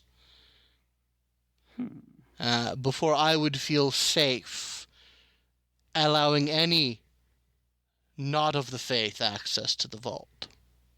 Well, you happen to be in luck, because we not only have a tremendous amount of cash to give to this temple of learning, but we also count ourselves amongst that stalwart adventuring stock. Very I much. see. Well, and he sort of he extends a lithe, very wizened old hand and says, "Then perhaps we can shake hands." I'll let Rynford do it since he's one Yeah. last talking. I will shake. We assist you with your defenses, erroneous or otherwise, and in exchange, we shall have access to the vault. I don't suppose that what you need to have done is in the vault. I cannot say. Things are devilishly unpredictable down there. I see. Maybe you could tell us more about what we could be signing up for. Now, Ilbreyan, I do believe that we have been extended an offer of good faith, and I believe we should have faith in return. That is fair. Well, then I will, on the blank piece of paper, write 25 gold and services rendered. All right. Basically. And services rendered. Yeah, he takes that, kind of folds it into an envelope, and then sort of holds the envelope open and out to you. We'll go ahead and drop a good old 25 gold. I'm pretty sure I just have that on me. Yep. And he takes it, takes out a seal, seals it, and sort of puts it in the drawer, in a section of the drawer, locks it, and he says, and he stands very slowly, and very, with the deliberation says, "Follow me." Did I shake his hand, by the way? You did shake his hand. Cool. Yeah. I follow him. Okay. Yep. Okay, so he leads you down to past a guarded door where two very burly-looking men are just sort of standing ready at arms. Leads you down a staircase, down into a vaulted chamber beneath the temple that seems to go... it seems to extend beyond the walls of the exterior facility. Like this basement area is bigger than the temple up top in terms of like square footage. And as he sort of leads you to the area, to the sort of the deeper and deeper areas, Ilbreyan, you begin to hear a voice in your head. Okay. And- I don't stop, but I definitely go here. Mm-hmm. And you hear a very soft but very assured voice say, "Good afternoon, Mr. Jenkins." Can I talk back in my brain, or You do I feel can. like I have to? Okay. I try to say in my brain, I guess. And a pleasant evening to you as well. Actually, was it evening where I was at? No, it was late afternoon. I said afternoon.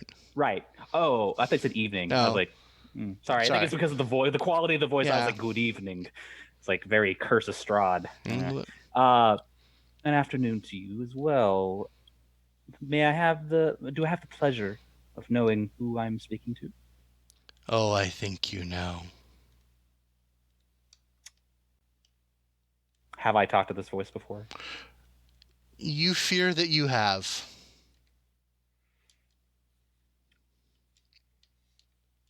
It is an honor to talk again. Yes. Yes, it is. I have a service for you to perform, Mr. Jenkins. I'd be happy to hear it. There is a book where you're going. A tome.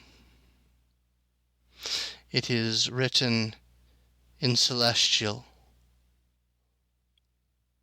And he sort of, you see a book opened to a very specific page, with this sort of flowing, almost luminescent script.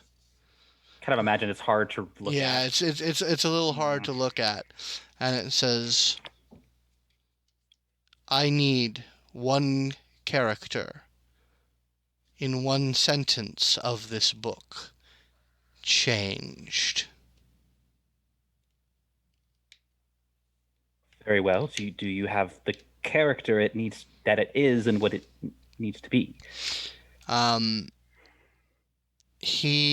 The image changes from, it's odd. It's like this beautiful edifice, not unlike the edifice outside. Like it's got sort of tall pillars, swooping buttresses, and then you see one section of it crumble, and then a pile of debris form at the bottom.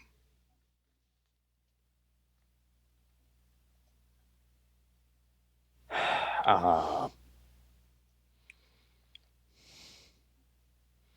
don't suppose you could make a more legible. The language of heaven is barred to me by agreement. I trust you'll figure it out.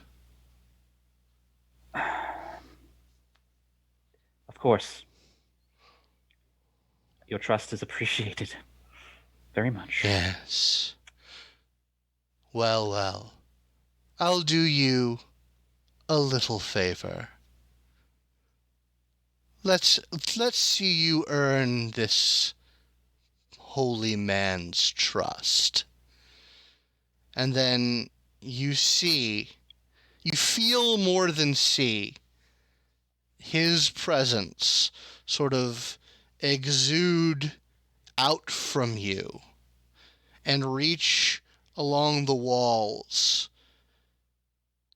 tainting and corrupting the structure of this place in a way that only you are seeing, until it pools into these two large statues that stand guard at the base of the vault doors. And from them, large bat wings sprout and they shake off the stone that is sort of encapsulating them, and they sort of transmute in horrible fashion from statues into these demonic figures that leap out and attack you all. Yeah. Since I have a little bit of time, do you mind if I actually go, I push the man out of the way, watch out, and kind of look heroically, kind of like... Sure. But that's where we're going to leave it off for tonight. Oh. Of course. All right, everyone. Well, thank you for watching. Thank you, everyone, for playing. I hope everyone out there is staying safe, so long as the, Well, I hope you're staying safe, but I hope you're staying especially safe if we're still in this nice little rolling apocalypse that we're having right now. It's about 18 months till we get a vaccine. So we got to hang in there. Yeah, we do. Let's pray for the warm weather. All right. Well, thanks, guys. It was fun playing with you, and we'll see you soon. Yep. Bye. Bye, y'all. Bye.